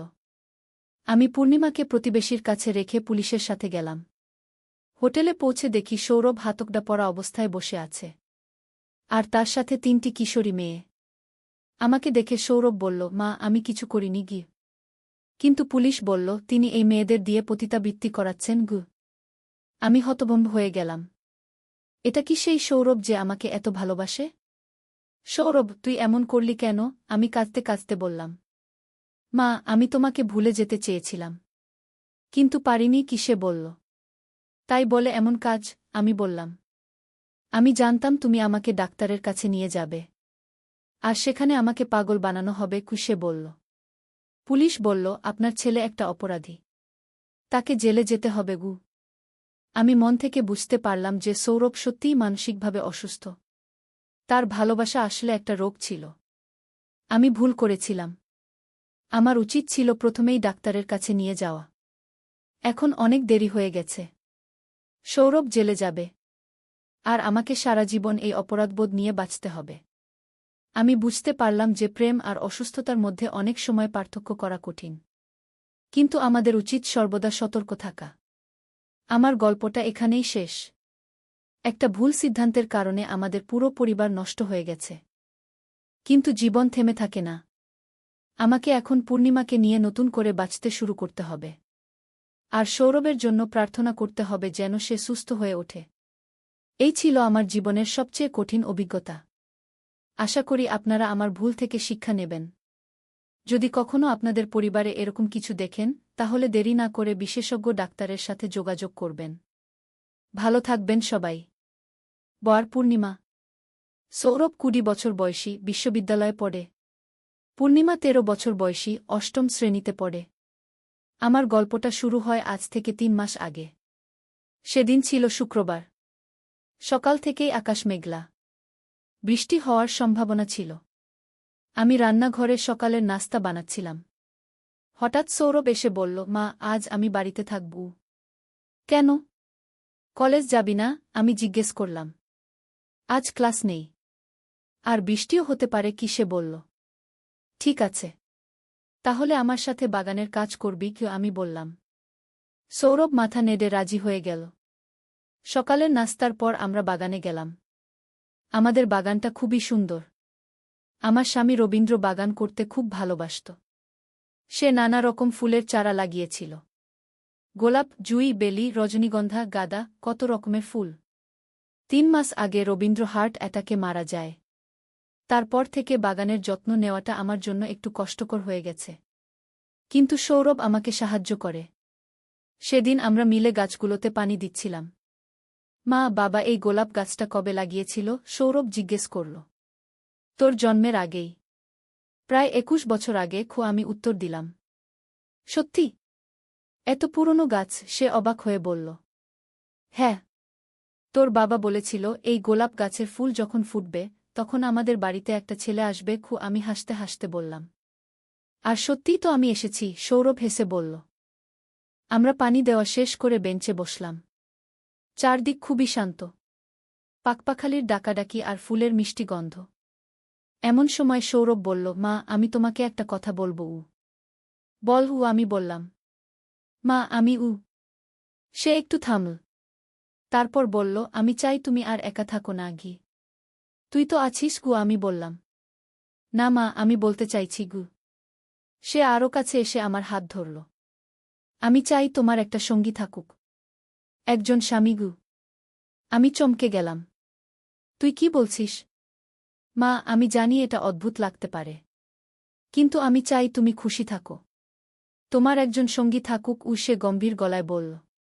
কিন্তু মা, আমি তোমাকে ভালোবাসি। তুমি আমার সব কিছু। আমি চাই না তুমি একা কষ্ট কর। সে বলল। এই সময় আকাশে হালকা বজ্রপাত হল। মনে হল বৃষ্টি শুরু হয়ে যাবে। আমরা তাড়াতাড়ি বাড়িতে ঢুকে পড়লাম।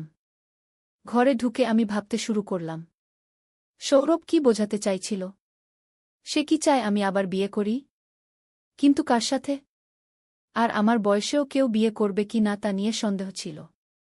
বিকেলে বৃষ্টি শুরু হল। আমি বসে বসে বৃষ্টি দেখছিলাম। সৌরভ এসে আমার পাশে বসল। মা, আজ সকালে যা বলেছিলাম সেটা নিয়ে ভাবছ? সে জিজ্ঞেস করল। আমি মাথা নাড়লাম। মা, আমি একটা সিদ্ধান্ত নিয়েছি, ও সে বলল। কি সিদ্ধান্ত? আমি নিজেই তোমার স্বামী হব, সে বলল। আমি তো হতবাক, তুই কি বলছিস? তুই আমার ছেলে।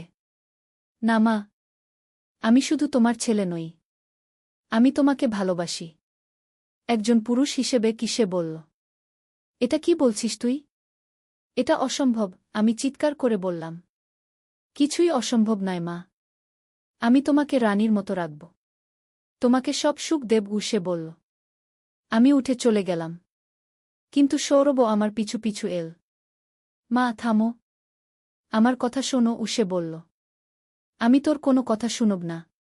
তুই পাগল হয়ে গেছিস, আমি রাগত গলায় বললাম। না মা, আমি পাগল হইনি। আমি খুব ভেবে চিন্তে এই সিদ্ধান্ত নিয়েছি, সে বলল। রাতে খাওয়ার সময় আমরা কেউই কোনো কথা বললাম না। পূর্ণিমা জিজ্ঞেস করল, মা, তুমি আর দাদা কেন চুপচাপ আছো? কিছু না, আমি বললাম। খাওয়ার পর আমি ঘরে গিয়ে শুয়ে পড়লাম। কিন্তু ঘুম আসছিল না। সৌরভের কথাগুলো বারবার মনে আসছিল। পরদিন সকালে উঠে দেখি সৌরভ রান্নাঘরে চা বানাচ্ছে। আমাকে দেখে বলল, মা, চা নাও। আমি চা খাব না, আমি বললাম।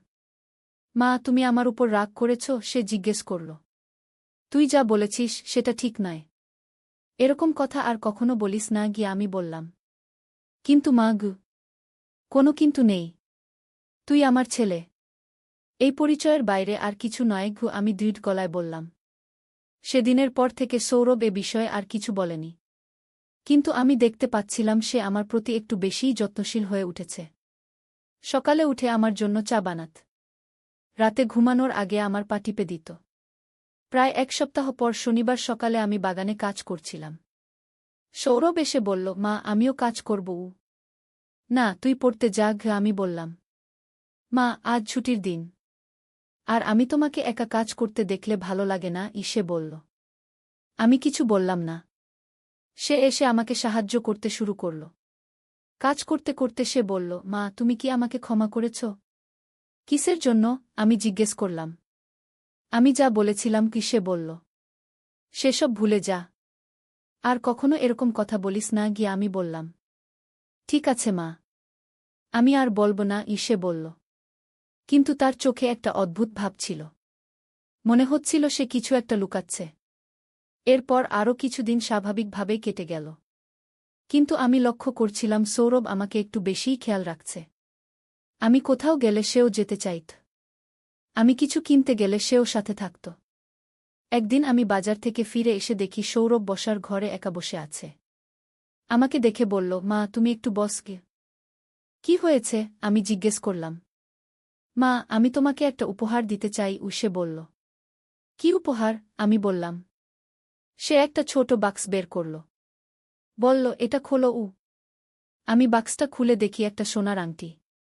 এটা কি? আমি জিজ্ঞেস করলাম। এটা বিয়ের আংটি। আমি তোমার জন্য কিনেছি, সে বলল। আমি চমকে গেলাম। তুই আবার সেই কথা শুরু করেছিস? মা, প্লিজ, আমার কথা শোনো, সে বলল। না, আমি তোর কোনো কথা শুনব না, আমি উঠে যেতে চাইলাম। কিন্তু সৌরভ আমার হাত ধরে ফেল। মা, তুমি যদি আমাকে বিয়ে না কর তাহলে আমি আত্মহত্যা করব। আমি হতবাক হয়ে গেলাম। তুই কি বলছিস? হ্যাঁ মা, তুমি ছাড়া আমি বাঁচতে পারব না, সে বলল। তুই পাগল হয়ে গেছিস, আমি বললাম। না মা, আমি পাগল হইনি। আমি তোমাকে ভালোবাসি। তুমি যদি আমাকে প্রত্যাখ্যান কর তাহলে আমি আর বাঁচব না, সে বলল। আমি কি করব বুঝতে পারছিলাম না। এদিকে পূর্ণিমা স্কুল থেকে ফিরে এসেছে। সে আমাদের দেখে জিজ্ঞেস করল, কি হয়েছে? কিছু না, আমি বললাম। রাতে খাওয়ার সময় সৌরভ আর স্বাভাবিক হয়ে গেল। কিন্তু আমি দেখতে পাচ্ছিলাম তার চোখে একটা অদ্ভুত ভাব। খাওয়ার পর আমি রান্নাঘরে থালা বাসন ধুচ্ছিলাম। সৌরভ এসে বলল, মা আমি থালা ধুয়ে দিচ্ছি গু। না দরকার নেই গিয়ে আমি বললাম। মা আমাকে তোমার সেবা করতে দাও সে বলল। তুই পড়তে যা গে আমি বললাম। কিন্তু সে চলে গেল না। আমার পাশেই দাঁড়িয়ে থাকল। আমি কাজ শেষ করে ঘরে যেতে চাইলে সে আমার হাত ধরল। মা আমি যা বলেছি সেটা নিয়ে ভাবো সে বলল। আমি কিছু ভাবব না। তুই এসব পাগলামি ছাড় আমি বললাম। মা এটা পাগলামি নয়। এটা ভালোবাসা সে বলল। আমি তার হাত ছাড়িয়ে চলে গেলাম। রাতে শুতে গিয়ে আমি ভাবতে শুরু করলাম। সৌরভ কেন এরকম হয়ে গেছে? তার মানসিক কোনো সমস্যা হয়েছে কি না? আমার কি করা উচিত? পরদিন রবিবার। সকালে উঠে দেখি সৌরভ রান্নাঘরে নাস্তা বানাচ্ছে। আমাকে দেখে বলল, মা আমি তোমার জন্য বিশেষ নাস্তা বানিয়েছি। কি বানিয়েছিস? আমি জিজ্ঞেস করলাম। তোমার প্রিয় পরোটা আর আলুর তরকারি সে বলল। সত্যি সত্যি খুব সুন্দর করে নাস্তা বানিয়েছে। আমি খেতে বসলাম। খেতে খেতে সে বলল, মা স্বাদ কেমন? ভালো আমি বললাম। মা আমি তো তোমার জন্য এরকম রান্না করতে পারি। আমি তোমার সব কাজ করতে পারি সে বলল। তুই কেন এসব বলছিস? আমি জিজ্ঞেস করলাম। কারণ আমি তোমাকে প্রমাণ করতে চাই যে আমি একজন ভালো স্বামী হতে পারব সে বলল। আমি চমকে গেলাম। তুই আবার সেই কথা শুরু করেছিস? মা আমি ভুল কিছু বলিনি। আমি সত্যি বলেছি সে বলল। এই সময় পূর্ণিমা এসে বলল, দাদা তুমি মার সাথে কি নিয়ে কথা বলছ? কিছু না। আমি মাকে বলছিলাম যে আমি তার যত্ন নেব সৌরভ বলল। হ্যাঁ দাদা ঠিক বলেছে। বাবার পর দাদাই তো মার যত্ন নেবে পূর্ণিমা বলল। কিন্তু আমি বুঝতে পারছিলাম সৌরভ অন্য কিছু বোঝাতে চাইছে। নাস্তার পর আমি বাগানে গেলাম। সৌরভও আমার সাথে এল। আমরা ফুলের যত্ন নিতে শুরু করলাম। হঠাৎ সৌরভ একটা গোলাপ ছিঁড়ে আমার হাতে দিল। এটা কেন? আমি জিজ্ঞেস করলাম। তুমি খুব সুন্দর লাগছ। এই ফুলটা তোমার জন্য সে বলল। তুই কি বলছিস? আমি তো তোর মা আমি বললাম। হ্যাঁ তুমি আমার মা। কিন্তু তুমি একজন সুন্দর নারীও সে বলল। থাম। আর একটা কথাও বলিস না গিয়ে আমি রাগত গলায় বললাম। মা আমি সত্যি বলেছি। তুমি খুবই সুন্দর। আর আমি তোমাকে ভালোবাসি সে বলল। আমি গোলাপটা ছুঁড়ে ফেলে দিলাম। তুই এসব কথা বন্ধ কর মা আমি মন থেকে বলেছি সে বলল। আমি বাগান ছেড়ে বাড়িতে চলে গেলাম। সেদিন দুপুরে খাওয়ার সময় সৌরভ আমার প্রিয় তরকারি বানিয়ে এনেছে। আমাকে দেখে বলল, মা তোমার জন্য বিশেষ করে বানিয়েছি কেন? আমি জিজ্ঞেস করলাম। কারণ আমি তোমাকে খুশি রাখতে চাই সে বলল। খেতে বসে পূর্ণিমা বলল, দাদা তুমি কত ভালো। মার জন্য এত কিছু করছ। হ্যাঁ আমি মাকে খুব ভালোবাসি সৌরভ বলল। কিন্তু তার চোখের দিকে তাকিয়ে আমি বুঝতে পারছিলাম সে অন্য রকম ভালোবাসার কথা বলছে। খাওয়ার পর আমি ঘরে গিয়ে শুয়ে পড়লাম। কিছুক্ষণ পর সৌরভ এসে দরজায় নক করল। মা আমি একটু কথা বলব সে বলল। আমি ঘুমাব আমি বললাম। মা প্লিজ। খুব জরুরি কি সে বলল। আমি দরজা খুলে দিলাম। সে ঘরে ঢুকে বলল, মা আমি তোমাকে একটা চিঠি দিতে চাই কি চিঠি? আমি জিজ্ঞেস করলাম। আমার মনের কথা লিখেছি সে একটা খাম বের করে আমার হাতে দিল। আমি খামটা নিলাম। সৌরভ বলল, মা এটা পড়ো। সব কিছু বুঝতে পারবে আমি এটা পড়ব না গিয়ে আমি বললাম। মা প্লিজ। একবার পড়ে দেখো সে বলল। আমি খামটা ছুঁড়ে ফেলে দিলাম। তুই এসব পাগলামি বন্ধ কর মা এটা পাগলামি নয়। এটা আমার সত্যিকারের অনুভূতি কি সে বলল। তুই আমার ছেলে। তোর এসব অনুভূতি থাকা উচিত নয় আমি বললাম। কেন উচিত নয়? আমি তো একজন পুরুষ। আর তুমি একজন নারী সে বলল। কারণ আমি তোর মা। আমি চিৎকার করে বললাম। মা তুমি রাগ করো না। আমি শুধু তোমাকে বুঝাতে চাইছি সে বলল।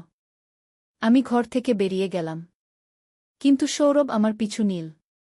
মা তুমি আমার কাছ থেকে পালিয়ে যেও না সে বলল। আমি কোথাও পালাচ্ছি না। কিন্তু তোর সাথে এ বিষয়ে আর কোনো কথা বলবো না আমি বললাম। ঠিক আছে মা। আমি আর জোর করব না। কিন্তু আমার চিঠিটা পড়ো ও সে বলল।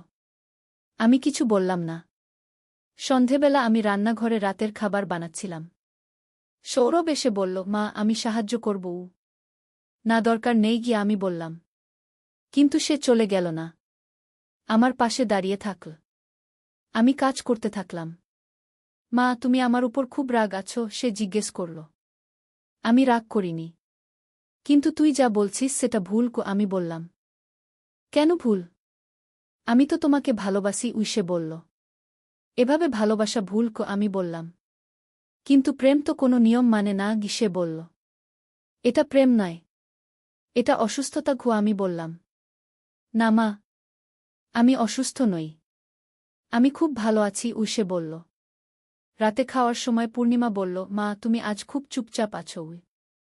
কিছু না। একটু মাথাব্যথা আমি বললাম। দাদা মার মাথাব্যথার জন্য ওষুধ আনো পূর্ণিমা বলল। হ্যাঁ আমি আনব সৌরভ বলল। খাওয়ার পর সৌরভ সত্যিই ওষুধ নিয়ে এল। মা এই ওষুধ খাও। দরকার নেই কি আমি বললাম। মা প্লিজ খাও। আমি তোমাকে কষ্টে দেখতে পারি না সে বলল। আমি ওষুধ খেলাম। সৌরভ বলল, এখন ভালো ঘুম হবে রাতে শোবার আগে আমি দেখলাম চিঠির খামটা আমার বিছানার পাশে রাখা আছে। নিশ্চয়ই সৌরভ রেখে গেছে। আমি প্রথমে চিঠিটা না পড়ার সিদ্ধান্ত নিলাম। কিন্তু কৌতূহল সামলাতে পারলাম না। শেষে খাম খুলে পড়তে শুরু করলাম। চিঠিতে লেখা, প্রিয় মা, আমি জানি তুমি আমার এই চিঠি পড়তে চাও না। কিন্তু আমার মনের কথা তোমাকে জানাতেই হবে। আমি তোমাকে শুধু মা হিসেবে নয় একজন নারী হিসেবে ভালোবাসি। তুমি খুবই সুন্দর। তোমার চোখ দুটো, তোমার হাসি সব কিছুই আমার খুব ভালো লাগে। বাবা মারা যাওয়ার পর আমি বুঝতে পেরেছি তুমি কত একা। আমি চাই না তুমি একা থাকো। আমি চাই তোমার পাশে থেকে তোমার যত্ন নিতে। একজন স্বামী হিসেবে। আমি জানি এটা অদ্ভুত শোনাচ্ছে। কিন্তু আমার ভালোবাসা সত্যিকারের। আমি তোমাকে খুশি রাখতে পারব। তোমাকে সব সুখ দিতে পারব। তুমি যদি আমার প্রস্তাব গ্রহণ কর তাহলে আমি তোমাকে পৃথিবীর সবচেয়ে সুখী নারী বানাব। আর যদি প্রত্যাখ্যান কর তাহলে আমি এই পৃথিবী থেকে চলে যাব। তুমি আমার সব কিছু। তোমাকে ছাড়া আমি বাঁচতে পারব না। তোমার প্রিয় সৌরভ। চিঠি পড়ে আমার হাত কাঁপতে শুরু করল। সৌরভ কি করতে চাইছে? এটা কি সত্যিই সম্ভব? সারারাত আমার ঘুম হল না। ভাবতে থাকলাম সৌরভের কথাগুলো। সে কি সত্যিই আত্মহত্যা করবে? নাকি শুধু আমাকে ভয় দেখাচ্ছে? পরদিন সকালে উঠে দেখি সৌরভ রান্নাঘরে নেই। সে সাধারণত সকাল সকাল উঠে চা বানা। আজ তার দেখা নেই। আমি তার ঘরে গিয়ে দেখি সে বিছানায় শুয়ে আছে। সৌরভ কিন্তু সে কোনো সাড়া দিল না। আমি আবার ডাকলাম। এবারও কোনো জবাব নেই। আমি তার কাছে গিয়ে দেখলাম সে অজ্ঞান হয়ে পড়ে আছে। তার পাশে একটা খালি ওষুধের বোতল। সৌরভ! সৌরভ! আমি চিৎকার করে উঠলাম। পূর্ণিমা ছুটে এল। মা কি হয়েছে? তাড়াতাড়ি ডাক্তার ডাকো। সৌরভ অজ্ঞান হয়ে গেছে আমি বললাম। আমরা তাড়াতাড়ি সৌরভকে হাসপাতালে নিয়ে গেলাম। ডাক্তার পরীক্ষা করে বললেন এ ছেলে ঘুমের ওষুধ বেশি খেয়েছে। তবে বিপজ্জনক কিছু নয়। শীঘ্রই জ্ঞান ফিরবে কয়েক ঘণ্টা পর সৌরভের জ্ঞান ফিরল। আমাকে দেখে বলল, মা তুমি এসেছ? হ্যাঁ এসেছি। তুই কেন এমন করলি? আমি কাঁদতে কাঁদতে বললাম। আমি আর বাঁচতে পারছিলাম না মা। তুমি আমাকে প্রত্যাখ্যান করেছ সে বলল। তুই পাগল।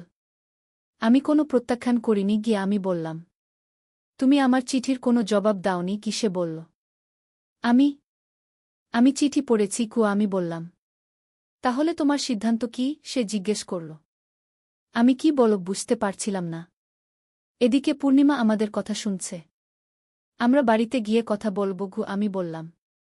হাসপাতাল থেকে ফিরে আমি সৌরভকে তার ঘরে শুইয়ে দিলাম। পূর্ণিমা জিজ্ঞেস করল, মা দাদা কেন ওষুধ খেয়েছিল? তোর দাদার মন খারাপ ছিল আমি বললাম। কেন? সে জিজ্ঞেস করল। বাবার কথা মনে পড়ায় আমি বললাম।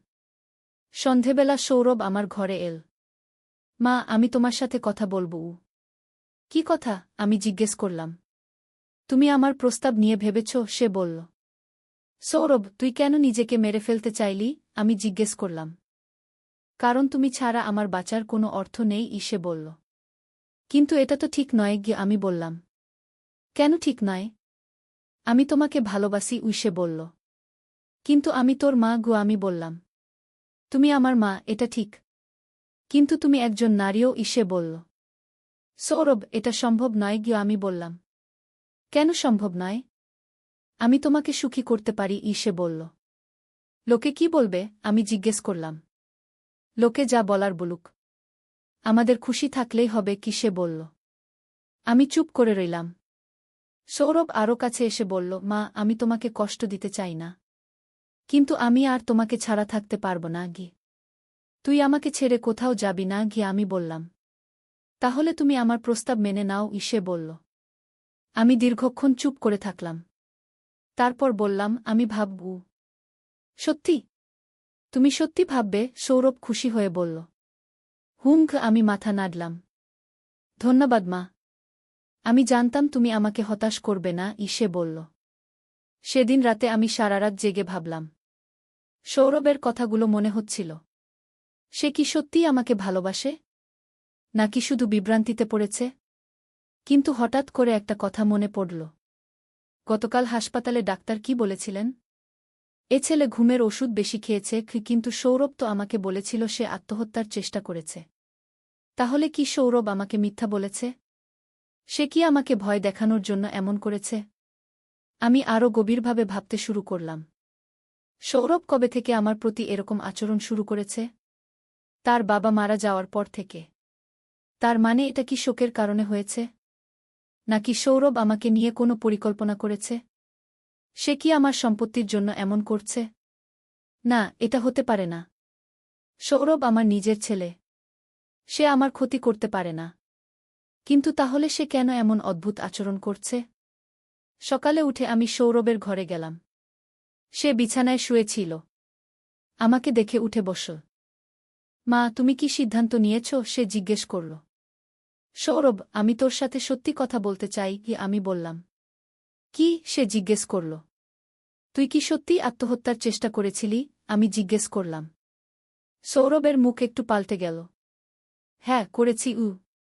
কিন্তু ডাক্তার বলেছেন তুই শুধু ঘুমের ওষুধ বেশি খেয়েছিস। আমি বললাম। আমি আমি পারিনি মা।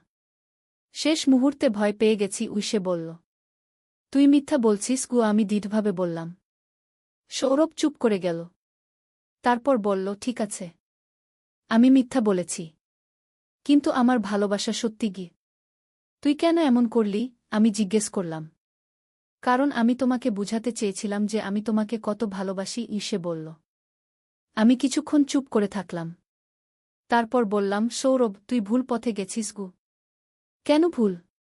আমি কি তোমাকে ভালো রাখতে পারব না? সে বলল। তুই পারবি। কিন্তু একজন ছেলে হিসেবে। আমি বললাম। আমি শুধু ছেলে হিসেবে নয়। আমি একজন পুরুষ হিসেবে তোমাকে ভালোবাসি, সে বলল। এটা ঠিক নয় সৌরভ। আমি বললাম। কেন ঠিক নয়? সে জিজ্ঞেস করল। কারণ আমি থামলাম। সত্যিই কেন ঠিক নয়? আমি কি জবাব দেব? মা, তুমি কি আমাকে একটু ভালোবাসো না? সে জিজ্ঞেস করল।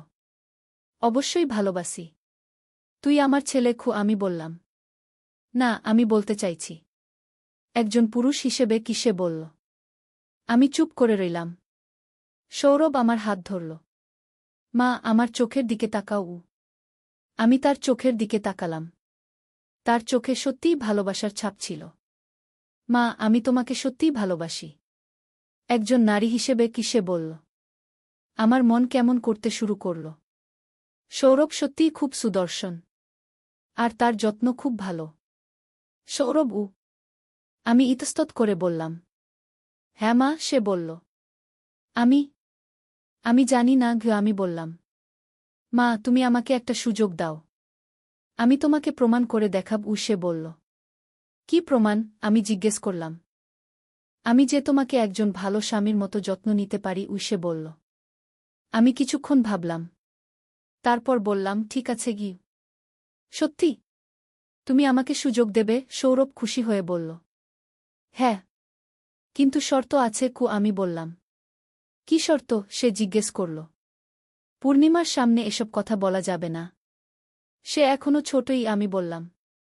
ঠিক আছে। আমি সাবধান থাকব, সে বলল। আর একটা শর্তও, আমি বললাম। কি? সে জিজ্ঞেস করল। আমি যদি মনে করি এটা ঠিক নয়, তাহলে তুই এসব বন্ধ করে দেবি কি? আমি বললাম। ঠিক আছে। তবে আমি তোমাকে নিরাশ করব না, সে বলল। সেদিন থেকে সৌরভ আমার সাথে স্বামী স্ত্রীর মতো আচরণ করতে শুরু করল। সকালে উঠে আমার জন্য চা বানাত। দুপুরে অফিস থেকে ফিরে আমার জন্য ফুল নিয়ে আসত। রাতে ঘুমানোর আগে আমার পা টিপে দিত। আমার সব কাজে সাহায্য করত। প্রথম দিকে আমার খুব অস্বস্তি লাগছিল। কিন্তু ধীরে ধীরে অভ্যস্ত হয়ে গেলাম। একদিন সন্ধেবেলা আমরা বাগানে বসেছিলাম। সৌরভ বলল, মা, আমি তোমাকে একটা উপহার দিতে চাই। কি উপহার? আমি জিজ্ঞেস করলাম। সে একটা ছোট বাক্স বের করল। এটা খোলো। আমি বাক্সটা খুলে দেখি একটা সুন্দর নেকলেস। এটা তোমার জন্য, সে বলল। এত দামি জিনিস কেন কিনলি? আমি বললাম। তুমি আমার স্ত্রী। তোমার জন্য দামি জিনিস কেনা আমার কর্তব্য, সে বলল। আমি তোর স্ত্রী নই গিয়া, আমি বললাম। তুমি হবে। খুব শীঘ্রই, সে হেসে বলল। তুই কি বলছিস? আমি জিজ্ঞেস করলাম। আমি আগামী মাসে আমাদের বিয়ে দেওয়ার ব্যবস্থা করব, সে বলল। আমি চমকে গেলাম। বিয়ে? হ্যাঁ। একটা সুন্দর বিয়ে কি? সে বলল। কিন্তু এটা কি সম্ভব? আমি জিজ্ঞেস করলাম। সব কিছুই সম্ভব। আমি ব্যবস্থা করব, সে বলল। সেদিন রাতে আমি ভাবতে থাকলাম। সৌরভ কি সত্যিই আমাকে বিয়ে করতে চায়? আর আমি কি পারব? পরদিন সকালে সৌরভ আমার কাছে এসে বলল, মা, আমি একটা পরিকল্পনা করেছি। কি পরিকল্পনা? আমি জিজ্ঞেস করলাম। আগামী মাসে পূর্ণিমাকে তার নানির বাড়ি পাঠিয়ে দেব। তারপর আমরা দুজনে একটা ছোট অনুষ্ঠান করব, সে বলল। কি অনুষ্ঠান? আমি জিজ্ঞেস করলাম। বিয়ের অনুষ্ঠান। শুধু আমরা দুজনে কি? সে বলল। আমি কিছুক্ষণ চুপ করে থাকলাম।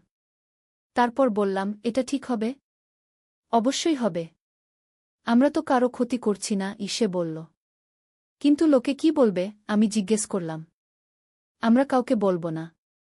এটা আমাদের গোপন বিয়ে হবে কি? সে বলল। আমি আরও কিছুক্ষণ ভাবলাম। তারপর বললাম, ঠিক আছে গি। সত্যি? তুমি রাজি? সৌরভ খুশি হয়ে বলল। আমি মাথা নাড়লাম।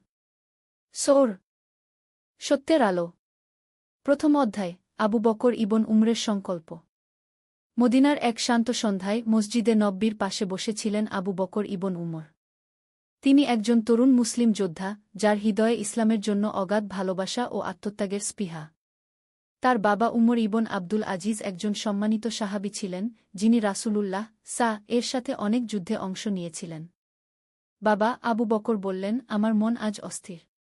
স্বপ্নে দেখেছি যে আমি এক বিশাল যুদ্ধক্ষেত্রে দাঁড়িয়ে আছি। সামনে কাফিরদের বিশাল বাহিনী, আর আমার হাতে শুধু একটি তলোয়ার আর লা ইলাহা ইল্লাল্লাহর জিকির। উমর তার পুত্রের দিকে তাকিয়ে গভীর চিন্তায় মগ্ন হলেন। তিনি জানতেন যে আল্লাহ তায়ালা কখনো কখনো স্বপ্নের মাধ্যমে তার বান্দাদের পথনির্দেশনা দেন। বেটা, উমর বললেন, তোমার স্বপ্ন হয়তো আল্লাহর পক্ষ থেকে একটি ইঙ্গিত। কিন্তু মনে রেখো, যুদ্ধ শুধু তলোয়ারের দ্বারা জেতা যায় না। প্রকৃত বিজয় আসে তাকওয়া, ধৈর্য এবং আল্লাহর উপর পূর্ণ নির্ভরতার মাধ্যমে। সেই রাতেই খবর এলো যে রোমান সাম্রাজ্যের বিশাল বাহিনী সিরিয়ার সীমান্তে মুসলিম ভূমি আক্রমণের প্রস্তুতি নিচ্ছে। তাদের সেনাপতি হেরাক্লিয়াস নামে এক নিষ্ঠুর শাসক, যে মুসলমানদের নিশ্চিহ্ন করার শপথ নিয়েছিল। খলিফা উমর ইবনুল খাত্তাব জরুরি সভা ডাকলেন। সাহাবীরা এবং অনুভবী সেনাপতিরা মসজিদে নব্বীতে একত্রিত হলেন। খালিদ ইবন ওয়ালিদ আবু উবাইদা এবং আরও অনেক বীর মুজাহিদ সেখানে উপস্থিত ছিলেন। হে মুমিনগণ, খলিফা উমর বললেন, আমাদের সামনে এক কঠিন পরীক্ষা। কিন্তু আমরা জানি যে আল্লাহ তায়ালা আমাদের সাথে আছেন। তিনি বদর, উহুদ এবং খন্দকের যুদ্ধে আমাদের সাহায্য করেছেন। তিনি এবারও আমাদের হেফাজত করবেন। আবু বকর ইবন উমর তার বাবার পাশে বসে এই সব কথা শুনছিলেন। তার হৃদয়ে এক অদ্ভুত শান্তি নেমে এসেছিল।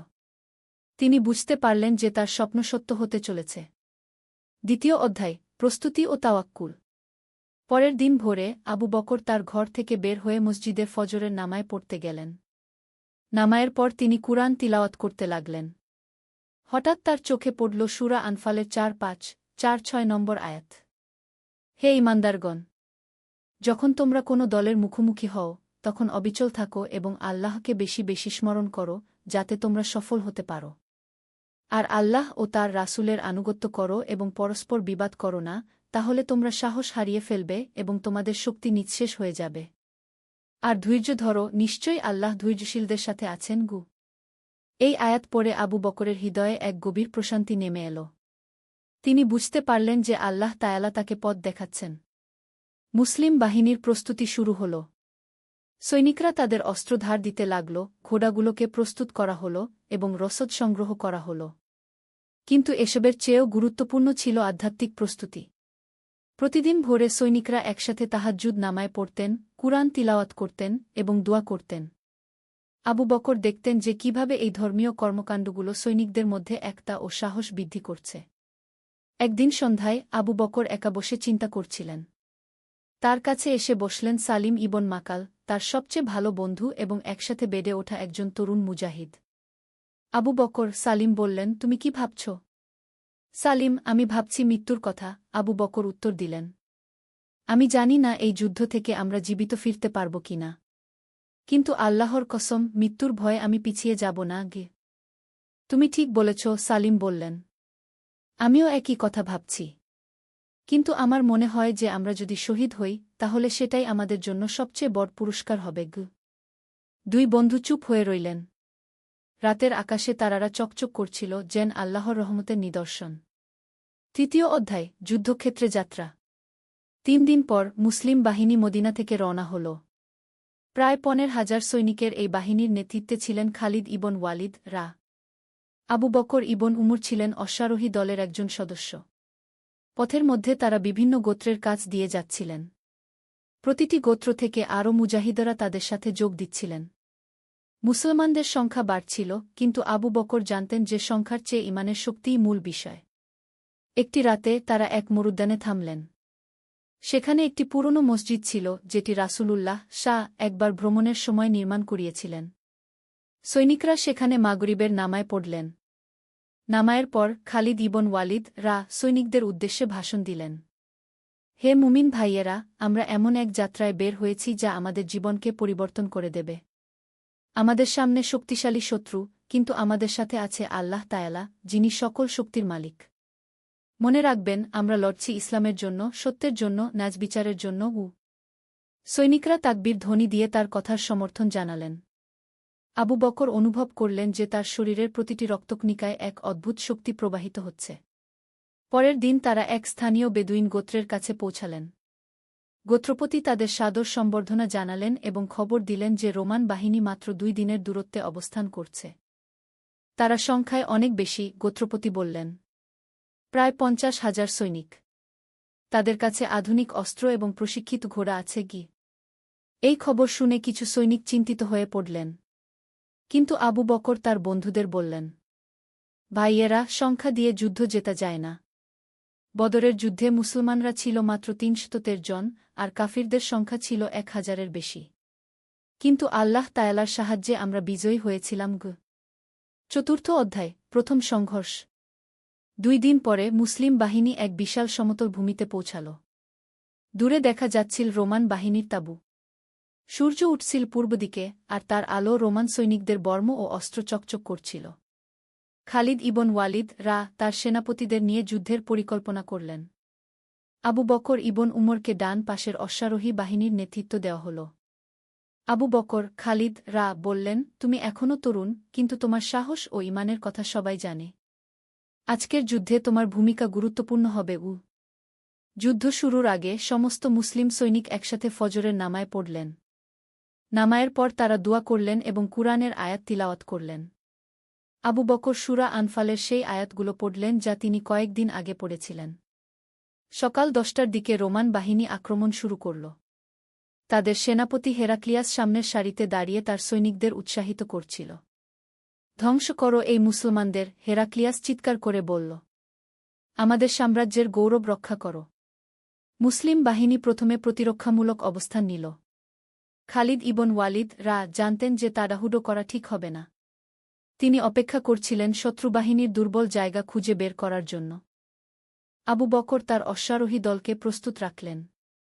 তিনি দেখতে পাচ্ছিলেন যে রোমান বাহিনীর বাম পাশ কিছুটা দুর্বল। সেখানে অভিজ্ঞতা কম এমন সৈনিকরা ছিল। প্রথম সংঘর্ষে রোমানরা প্রচণ্ড আক্রমণ চালাল। তাদের তীর ও বর্ষা মুসলিম বাহিনীর উপর বৃষ্টির মতো পড়তে লাগল। কিছু মুসলিম সৈনিক শহীদ হলেন, কিন্তু বাকিরা অবিচল থাকলেন। আবু বকর দেখলেন যে তার পাশের এক তরুণ সৈনিক আহত হয়েছে। তিনি তাকে নিরাপদ স্থানে সরিয়ে নিয়ে গেলেন এবং তার ক্ষত বেঁধে দিলেন। আমি যুদ্ধ করতে পারব না, আহত সৈনিক বলল। কোনো চিন্তা নেই ভাই, আবু বকর বললেন। তুমি এখানে বসে আল্লাহর কাছে দোয়া করো। দোয়ার শক্তি তলোয়ারের চেয়ে কম নয় গে। পঞ্চম অধ্যায়, বিপদের মুহূর্ত। দুপুরের দিকে পরিস্থিতি গুরুতর হয়ে উঠল। রোমান বাহিনী মুসলমানদের প্রতিরক্ষা ভেদ করে ভিতরে ঢুকতে শুরু করেছে। মুসলিম বাহিনীর কেন্দ্রভাগ চাপের মুখে পড়ল। আবু বকর দেখলেন যে পরিস্থিতি নিয়ন্ত্রণের বাইরে চলে যেতে পারে।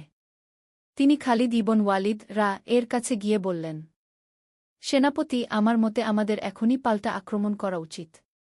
যদি আরও দেরি করি তাহলে আমাদের অবস্থা আরও খারাপ হবে গু। খালিদ মাথা নাড়লেন। তুমি ঠিক বলেছ, কিন্তু আমাদের কৌশল ঠিক করতে হবে। তুমি তোমার অশ্বারোহী দল নিয়ে তাদের বাম পাশে আক্রমণ করো। আমি কেন্দ্র থেকে সামনের দিকে অগ্রসর হব গো। আবু বকর তার দলের কাছে ফিরে গেলেন। ৫০ জন অশ্বারোহী তাকে ঘিরে দাঁড়াল। তাদের মধ্যে তার বন্ধু সালিমও ছিল। ভাইয়েরা, আবু বকর বললেন, আমাদের এই মুহূর্তে একসাথে থাকতে হবে। আল্লাহর নাম নিয়ে আক্রমণ করব। মনে রাখবেন, আমরা মরণীয় মানুষ, কিন্তু আমাদের উদ্দেশ্য চিরন্তন গু। সৈনিকরা তাকবীর ধ্বনি দিল, আল্লাহু আকবার, লা ইলাহা ইল্লাল্লাহু মুহাম্মাদুর রাসূলুল্লাহ। আবু বকর তার তলোয়ার উঁচিয়ে ধরলেন এবং চিৎকার করে বললেন, আল্লাহ তাআলার সাহায্যে আমরা আজ বিজয়ী হব। অশ্বারোহী দলটি রোমান বাহিনীর বাম পাশের দিকে ঝড়ের বেগে এগিয়ে গেল। তাদের আক্রমণ এত আকস্মিক ও শক্তিশালী ছিল যে রোমান সৈনিকরা প্রথমে বুঝতেই পারল না কি হচ্ছে। আবু বকর সবার আগে গিয়ে একজন রোমান সেনাপতির সাথে যুদ্ধে জড়িয়ে পড়লেন। প্রচণ্ড লড়াইয়ের পর তিনি সেই সেনাপতিকে পরাজিত করলেন। কিন্তু হঠাৎই পরিস্থিতি পরিবর্তন হল। রোমান বাহিনীর আরও সৈনিক এসে পৌঁছাল এবং মুসলিম অশ্বারোহীরা ঘিরে ফেলা হল। ষষ্ঠ অধ্যায়, আল্লাহর সাহায্য। আবু বকর দেখলেন যে তার দল কঠিন পরিস্থিতিতে পড়েছে। চারদিক থেকে রোমান সৈনিকরা তাদের আক্রমণ করছে। তার পাশে সালিম ইবন মাকাল গুরুতর আহত হয়ে পড়ে গেল। সালিম, আবু বকর চিৎকার করে তার বন্ধুর কাছে ছুটে গেলেন। সালিম ক্ষীণ স্বরে বলল, আবু বকর, আমি মনে হয় শহীদ হতে যাচ্ছি। কিন্তু আমি খুশি। আমি আল্লাহর রাস্তায় মৃত্যুবরণ করছি গু। না সালিম, তুমি মরবে না, আবু বকর বললেন। কিন্তু তিনি বুঝতে পারছিলেন যে সালিমের অবস্থা গুরুতর। সেই মুহূর্তে আবু বকরের মনে পড়ে গেল তার স্বপ্নের কথা। তিনি একা দাঁড়িয়ে আছেন, চারদিকে শত্রু, আর তার হাতে শুধু একটি তলোয়ার এবং লা ইলাহা ইল্লাল্লাহর জিকির। আবু বকর উঠে দাঁড়ালেন। তার চারপাশে অন্তত ২০ জন রোমান সৈনিক ঘিরে ধরেছে। তিনি জোরে জোরে বলতে লাগলেন, লা ইলাহা ইল্লাল্লাহু মুহাম্মাদুর রাসূলুল্লাহ, আল্লাহু আকবার। এই জিকিরের সাথে সাথে তিনি তলোয়ার উঁচিয়ে ধরে এক এক করে রোমান সৈনিকদের মোকাবিলা করতে লাগলেন। তার সাহস ও ঈমানের শক্তি দেখে বাকি মুসলিম সৈনিকরাও নতুন উৎসাহ পেল। হঠাৎই আকাশে মেঘ জমতে শুরু করল। অথচ সকাল থেকেই আকাশ পরিষ্কার ছিল। প্রচণ্ড বাতাস বইতে শুরু করল, যা রোমান সৈনিকদের চোখে ধুলো নিয়ে গেল। এই প্রাকৃতিক পরিবর্তনে রোমানরা কিছুটা বিভ্রান্ত হয়ে পড়ল। আবু বকর বুঝতে পারলেন যে এটি আল্লাহ তাআলার সাহায্য। তিনি তার বাকি সৈনিকদের জোরালো আওয়াজে বললেন, ভাইয়েরা, আল্লাহ তাআলা আমাদের সাহায্য করছেন। এগিয়ে চলো, বিজয় আমাদের। সপ্তম অধ্যায়, চূড়ান্ত বিজয়। বিকেলের দিকে যুদ্ধের মোড সম্পূর্ণ পরিবর্তন হয়ে গেল। মুসলিম বাহিনী পাল্টা আক্রমণে গেল এবং রোমান বাহিনী পিছু হটতে শুরু করল। আবু বকর তার অশ্বারোহী দল পুনর্গঠিত করলেন। যদিও তার অনেক সাথী শহীদ হয়েছেন, তবুও যারা বেঁচে ছিলেন তারা আরও শক্তিশালী মনোবল নিয়ে এগিয়ে এলেন। ভাইয়েরা, আবু বকর বললেন, আমাদের শহীদ ভাইদের রক্ত বৃথা যেতে দেওয়া যাবে না। আল্লাহ তাআলা আমাদের সাহায্য করেছেন, এখন আমাদের দায়িত্ব হল তার দেওয়া সুযোগের সঠিক ব্যবহার করা। রোমান সেনাপতি হেরাক্লিয়াস বুঝতে পারল যে পরিস্থিতি তাদের বিপক্ষে চলে যাচ্ছে। তিনি তার ব্যক্তিগত দেহর খিদে নিয়ে একটি শেষ আক্রমণের পরিকল্পনা করলেন। তার উদ্দেশ্য ছিল খালিদ ইবন ওয়ালিদ কে হত্যা করে মুসলিম বাহিনীকে নেতৃত্বশূন্য করা। কিন্তু আবু বকর হেরাক্লিয়াসের এই পরিকল্পনা বুঝতে পেরে তাকে বাধা দিলেন। দুই বীর যোদ্ধার মধ্যে এক প্রচণ্ড যুদ্ধ শুরু হল। হেরাক্লিয়াস ছিল অভিজ্ঞ যোদ্ধা, কিন্তু আবু বকরের ঈমানের শক্তি ছিল অপ্রতিরোধ্য। প্রতিটি তলোয়ারের আঘাতের সাথে তিনি কি আল্লাহু আকবার বলছিলেন। অবশেষে আবু বকর হেরাক্লিয়াসকে পরাজিত করলেন। রোমান সেনাপতির পতনের সাথে সাথে তাদের বাহিনীর মনোবল ভেঙে গেল। সূর্যাস্তের ঠিক আগে রোমান বাহিনী সম্পূর্ণভাবে পরাজিত হল। যারা বেঁচে ছিল তারা যুদ্ধক্ষেত্র থেকে পালিয়ে গেল। অষ্টম অধ্যায়, বিজয়ের পর। যুদ্ধ শেষ হওয়ার পর মুসলিম সৈনিকরা শহীদদের জন্য দোয়া করলেন এবং তাদের দাফন কাফনের ব্যবস্থা করলেন। আবু বকর তার প্রিয় বন্ধু সালিমের কবরের পাশে দাঁড়িয়ে কাঁদলেন। সালিম, তিনি মনে মনে বললেন, তুমি শহীদ হয়েছ, এটা তোমার জন্য গর্বের বিষয়। আল্লাহ তায়ালা তোমাকে জান্নাতে উচ্চ মর্যাদা দিন গু। খালিদ ইবন ওয়ালিদ আবু বকরের কাছে এসে বললেন, আবু বকর, আজকের বিজয়ে তোমার অবদান অসাধারণ। তুমি যে সাহস ও নেতৃত্ব দেখিয়েছ সেটা আমাদের সবার জন্য অনুপ্রেরণা গো। সেনাপতি আবু বকর উত্তর দিলেন, এটা কোনো ব্যক্তিগত বিজয় নয়। এটা ইসলামের বিজয়, সত্যের বিজয়। আল্লাহ তায়ালাই আমাদের সাহায্য করেছেন গু। সেই রাতে মুসলিম সৈনিকরা শুকরিয়া স্বরূপ 2 রাকাত নামায় পড়লেন এবং কুরআন তিলাওয়াত করলেন। আবু বকর সূরা নাসরের আয়াত তিলাওয়াত করলেন।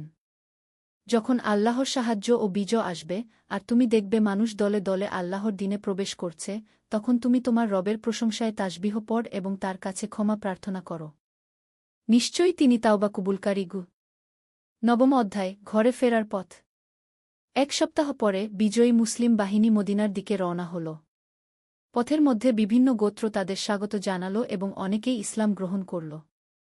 আবু বকর যুদ্ধের পরে গভীর চিন্তায় মগ্ন হয়ে পড়েছিলেন। বিজয়ের আনন্দের পাশাপাশি তিনি শহীদ হওয়া বন্ধুদের কথা ভাবছিলেন। তিনি বুঝতে পারছিলেন যে জিহাদ মানে শুধু যুদ্ধ নয়, বরং আত্মত্যাগ, ভালোবাসা এবং মানুষের কল্যাণের জন্য কাজ করা। পথের মধ্যে একদিন তারা এক গ্রামে থামলেন। সেই গ্রামের মানুষরা যুদ্ধে ক্ষতিগ্রস্ত হয়েছিল। আবু বকর দেখলেন যে অনেক বিধবা ও এতিম সেখানে রয়েছে। আমাদের উচিত হবে এই মানুষদের সাহায্য করা। আবু বকর খালিদ ইবন ওয়ালিদ কে বললেন। তুমি ঠিক বলেছ, খালিদ উত্তর দিলেন। ইসলাম আমাদের শুধু যুদ্ধ করতে শেখায় না, বরং মানুষের সেবা করতেও শেখায়। মুসলিম সৈনিকরা সেই গ্রামে 3 দিন থেকে মানুষদের সাহায্য করলেন। তারা ক্ষতিগ্রস্ত ঘরবাড়ি মেরামত করলেন, অসুস্থদের চিকিৎসা করলেন এবং এতিমদের জন্য খাবারের ব্যবস্থা করলেন। গ্রামবাসীরা মুসলমানদের এই উদার আচরণ দেখে অত্যন্ত প্রভাবিত হলেন। অনেকেই বললেন, আমরা মুসলমানদের সম্পর্কে ভুল ধারণা পোষণ করতাম। এরা তো শুধু যোদ্ধাই নয়, মানবিক গুণসম্পন্ন মানুষ গো। 10ম অধ্যায়, শিক্ষা ও উপলব্ধি। মদিনায় পৌঁছানোর আগের রাতে আবু বকর একা বসে যুদ্ধের পুরো ঘটনা নিয়ে চিন্তা করছিলেন। তার বাবা উমর ইবন আব্দুল আজিজ তার পাশে এসে বসলেন। বেটা, তুমি কি ভাবছ? উমর জিজ্ঞেস করলেন। বাবা, আবু বকর বললেন, আমি ভাবছি যে আল্লাহ তায়ালা আমাদের কত বড় নিয়ামত দিয়েছেন। আমি দেখেছি যে ঈমানের শক্তি কত বড়। যখন আমরা আল্লাহর উপর পূর্ণ নির্ভর করেছি, তখন তিনি আমাদের সাহায্য করেছেন গু। এটাই তো জিহাদের প্রকৃত শিক্ষা, উমর বললেন। জিহাদ মানে শুধু শত্রুর বিরুদ্ধে যুদ্ধ নয়। জিহাদ মানে নিজের নফসের বিরুদ্ধে যুদ্ধ, অন্যায়ের বিরুদ্ধে যুদ্ধ এবং মানুষের কল্যাণের জন্য সংগ্রাম গো। আবু বকর তার বাবার কথা গভীর মনোযোগ দিয়ে শুনলেন। তিনি বুঝতে পারলেন যে এই যুদ্ধ তাকে শুধু একজন যোদ্ধা বানায়নি, বরং একজন পূর্ণাঙ্গ মুসলিম হিসেবে গড়ে তুলেছে। বাবা, আমি একটি সংকল্প করেছি, আবু বকর বললেন। আমি বাকি জীবন ইসলামের সেবায় কাটাব। যুদ্ধক্ষেত্রে হোক বা শান্তির সময়ে হোক, আমি সবসময় মানুষের কল্যাণের জন্য কাজ করব গো। উমর তার পুত্রের কপালে চুমু দিয়ে দোয়া করলেন, আল্লাহ তায়ালা তোমাকে হেদায়েত দিন এবং তোমার এই সংকল্প পূরণ করার তাওফিক দিন গো। 11 অধ্যায়, মদিনায় প্রত্যাবর্তন। পরের দিন সকালে বিজয়ী বাহিনী মদিনায় প্রবেশ করল। পুরো শহর আনন্দে মেতে উঠল। মানুষ রাস্তায় বেরিয়ে এসে মুজাহিদদের স্বাগত জানাল। খলিফা উমর ইবনুল খাত্তাব নিজেই শহরের বাইরে এসে বাহিনীকে অভ্যর্থনা জানালেন। তিনি প্রথমে শহীদদের পরিবারের কাছে গিয়ে তাদের সান্ত্বনা দিলেন এবং তাদের সাহায্যের নিশ্চয়তা দিলেন। আপনাদের সন্তানেরা আল্লাহর রাস্তায় শহীদ হয়েছেন, খলিফা উমর বললেন। তারা জান্নাতে আমাদের জন্য অপেক্ষা করছেন। আর আমরা তাদের পরিবারের দেখাশোনার দায়িত্ব নিয়েছি। মসজিদে নব্বীতে বিশেষ শুকরানা নামায়ের আয়োজন করা হল। হাজার হাজার মুসলমান একসাথে আল্লাহ তায়ালার কৃতজ্ঞতা প্রকাশ করলেন। আবু বকর নামায়ের পর দোয়া করলেন, হে আল্লাহ, আপনি আমাদের এই বিজয় দিয়েছেন। কিন্তু আমরা যেন এই বিজয়ে অহংকারী না হই। আমরা যেন সবসময় মনে রাখি যে সব শক্তি ও বিজয় আপনার কাছ থেকেই আসে। দ্বাদশ অধ্যায়, নতুন দায়িত্ব। যুদ্ধ থেকে ফেরার কয়েকদিন পর খলিফা উমর ইবনুল খাত্তাব আবু বকর ইবন উমরকে ডেকে পাঠালেন। আবু বকর খলিফা বললেন, তোমার সাহস ও নেতৃত্বগুণ আমি লক্ষ্য করেছি। আমি তোমাকে একটি গুরুত্বপূর্ণ দায়িত্ব দিতে চাই।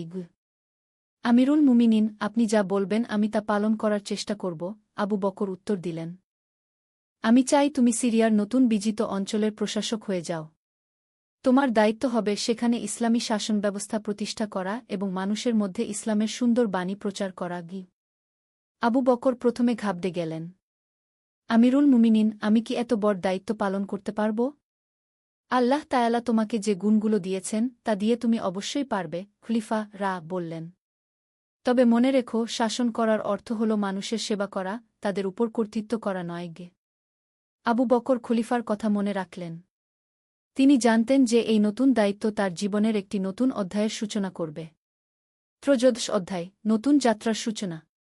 সিরিয়ায় যাওয়ার আগে আবু বকর তার পিতার কাছ থেকে বিদায় নিলেন। উমর ইবন আব্দুল আজিজ তার পুত্রকে শেষ উপদেশ দিলেন। বেটা, মনে রেখো, একজন মুসলিম শাসকের সবচেয়ে বড় দায়িত্ব হল ন্যায়বিচার প্রতিষ্ঠা করা। ধনী গরিব, মুসলিম ও মুসলিম সবার সাথে সমান আচরণ করবে। ইসলামের সুন্দর মুখটি মানুষের কাছে তুলে ধরবে।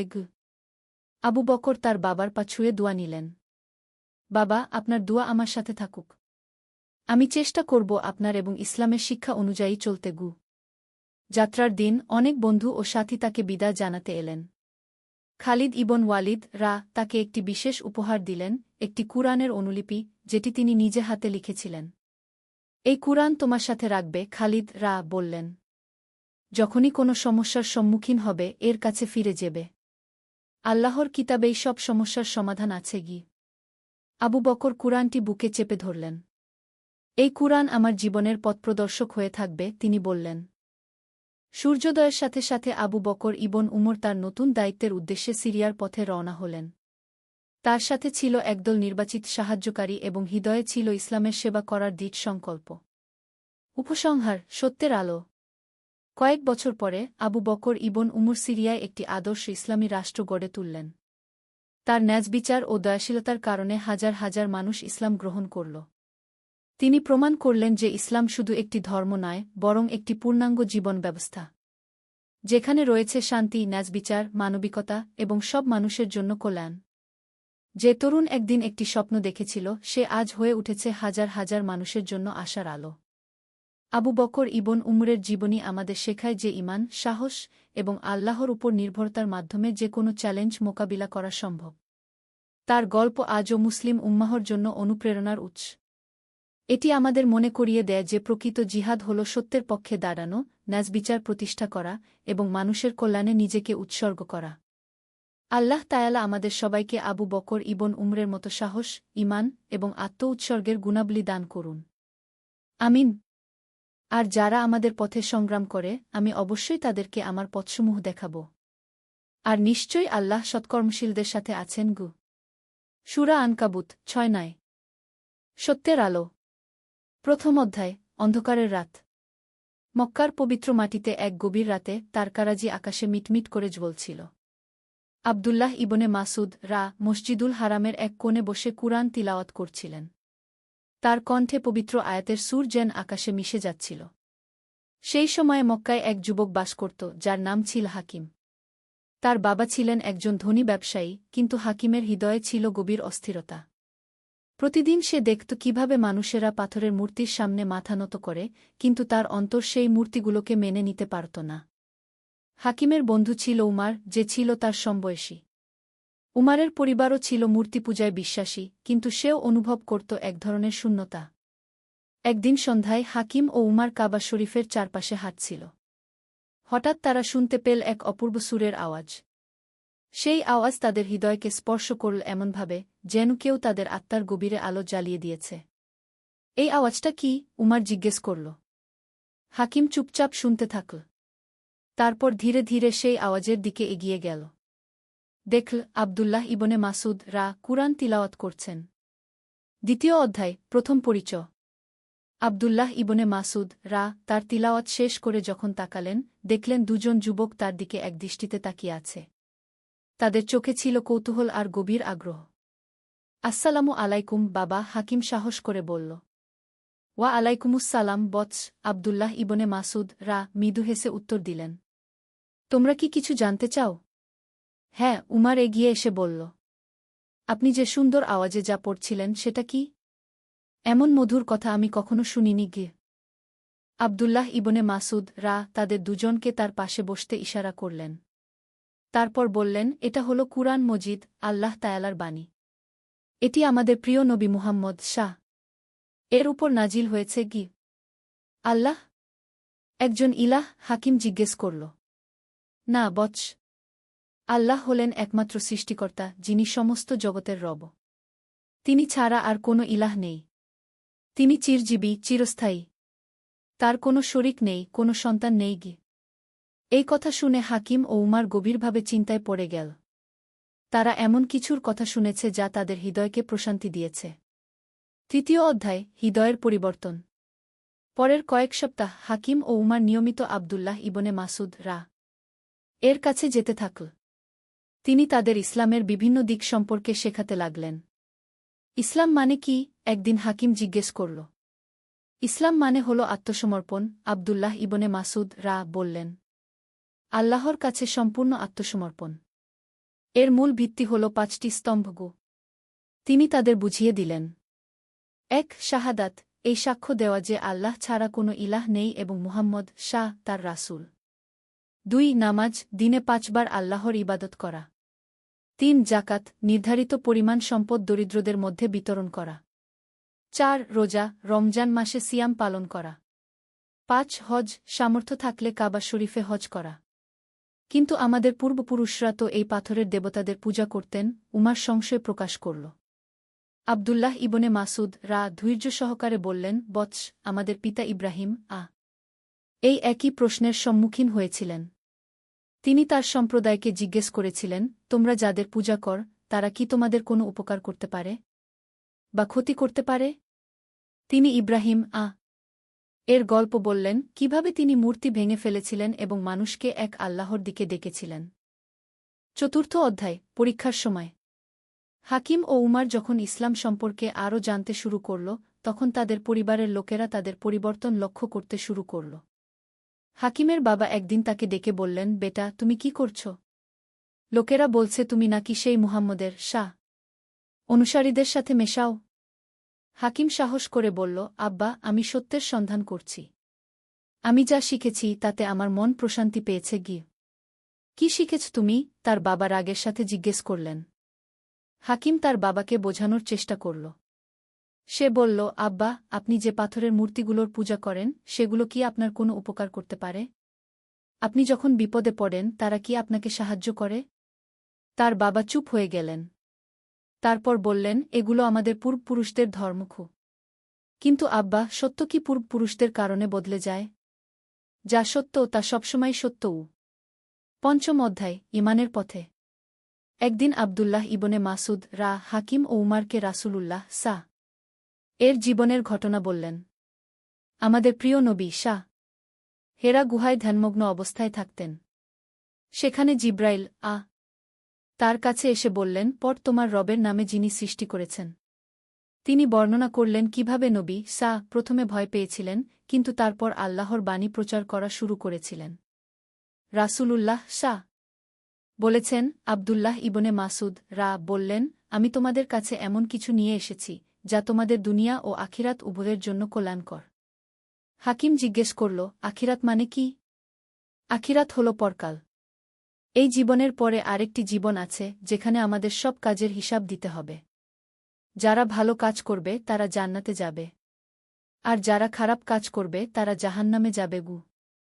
উমার বলল, কিন্তু কিভাবে আমরা ভালো কাজ করব? আব্দুল্লাহ ইবনে মাসুদ তাদের বুঝিয়ে দিলেন ইসলামের নৈতিক শিক্ষা। তিনি বললেন, আল্লাহ তায়ালা আমাদের শিখিয়েছেন সততা, ন্যায়বিচার, দয়া, ক্ষমা ও সহানুভূতি। তিনি আমাদের বলেছেন মিথ্যা বলতে, চুরি করতে, ব্যভিচার করতে, মদ খেতে নিষেধ করেছেন গু। ষষ্ঠ অধ্যায়, সিদ্ধান্তের মুহূর্ত। দিনে দিনে হাকিম ও উমার ইসলামের সৌন্দর্য উপলব্ধি করতে থাকল। তারা দেখল কিভাবে মুসলমানরা একে অপরের সাথে ভ্রাতৃত্বের সম্পর্ক রাখে, কিভাবে তারা দরিদ্রদের সাহায্য করে, কিভাবে তারা সত্য কথা বলে। একদিন রাতে হাকিম তার ঘরে একা বসে চিন্তা করছিল। তার মনে অনেক প্রশ্ন আসছিল। এই যে পাথরের মূর্তি, এগুলো কি সত্যিই কোনো শক্তি রাখে? আমি যখন বিপদে পড়ি, কেন এরা আমাকে সাহায্য করে না? কিন্তু যখন আমি আল্লাহর নাম স্মরণ করি, তখন কেন আমার মন শান্তি পায়? সেই রাতে সে একটি স্বপ্ন দেখল। স্বপনে সে দেখল সে একটি অন্ধকার পথে হাঁটছে। হঠাৎ একটি উজ্জ্বল আলো তার সামনে এল। সেই আলোর মধ্যে একটি আওয়াজ শুনতে পেল, লা ইলাহা ইল্লাল্লাহু মুহাম্মাদুর রাসূলুল্লাহ গো। হাকিম জেগে উঠল। তার হৃদয় পূর্ণ হয়ে গিয়েছিল এক অদ্ভুত প্রশান্তিতে। সে বুঝতে পারল এটাই তার জীবনের সঠিক পথ। সপ্তম অধ্যায়, ইসলাম গ্রহণ। পরের দিন সকালে হাকিম ও উমার আব্দুল্লাহ ইবনে মাসুদ এর কাছে গেল। আমরা মুসলমান হতে চাই, হাকিম দৃঢ়ভাবে বলল। আব্দুল্লাহ ইবনে মাসুদ খুশিতে তাদের জড়িয়ে ধরলেন। তিনি বললেন, আলহামদুলিল্লাহ, আল্লাহ তোমাদের হিদায়েত দান করেছেন গু। তিনি তাদের শাহাদাত পড়িয়ে দিলেন। আশহাদু আল্লা ইলাহা ইল্লাল্লাহু ওয়া আশহাদু আন্না মুহাম্মাদান রাসূলুল্লাহ গো।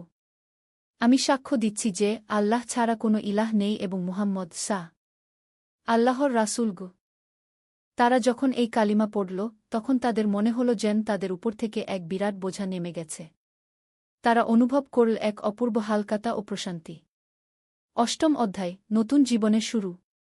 ইসলাম গ্রহণের পর হাকিম ও উমারের জীবনে এক বিপ্লব ঘটে গেল। তারা নিয়মিত নামাজ পড়তে শুরু করল।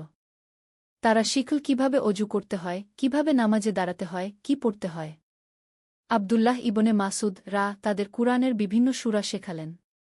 তারা শিখল সূরা ফাতিহা, সূরা ইখলাস, সূরা ফালাক, সূরা নাস। নামাজ হল মুমিনের মিরাজ। আব্দুল্লাহ ইবনে মাসুদ তাদের বললেন, এর মাধ্যমে তুমি আল্লাহর সাথে সরাসরি কথা বলবো। হাকিম প্রথমবার যখন নামাজে দাঁড়াল এবং কি আল্লাহু আকবার বলল, তখন তার চোখ দিয়ে পানি গড়িয়ে পড়ল। সে অনুভব করল যে সে সরাসরি তার স্রষ্টার সামনে দাঁড়িয়ে আছে। নবম অধ্যায়, চ্যালেঞ্জের মুখোমুখি। কিন্তু ইসলাম গ্রহণের পর তাদের জীবনে কিছু কঠিন পরীক্ষাও এল। তাদের পরিবারের অনেকেই তাদের এই ধর্ম পরিবর্তনে খুশি হলেন না। হাকিমের বাবা তাকে বাড়ি থেকে বের করে দেওয়ার হুমকি দিলেন। তুমি যদি এই নতুন ধর্ম ত্যাগ না কর, তাহলে তুমি আর আমার ছেলে নও। হাকিম ধৈর্য সহকারে তার বাবাকে বোঝানোর চেষ্টা করল। আব্বা, আমি আপনাকে অসম্মান করিনি। আমি শুধু আল্লাহর আনুগত্য করছি। ইসলাম আমাকে শিখিয়েছে আপনাদের আরও বেশি সম্মান করতে গু। সত্যিই ইসলাম গ্রহণের পর হাকিম তার বাবা মায়ের সাথে আরও ভালো ব্যবহার করতে শুরু করেছিল। সে তাদের সেবা করত, তাদের কথা শুনত, যদিও ধর্মীয় বিষয়ে মতপার্থক্য ছিল। উমারের অবস্থাও একই রকম। তার পরিবার তার উপর চাপ দিতে থাকল ইসলাম ছেড়ে দিতে। দশম অধ্যায়, ধৈর্যের পুরস্কার। আব্দুল্লাহ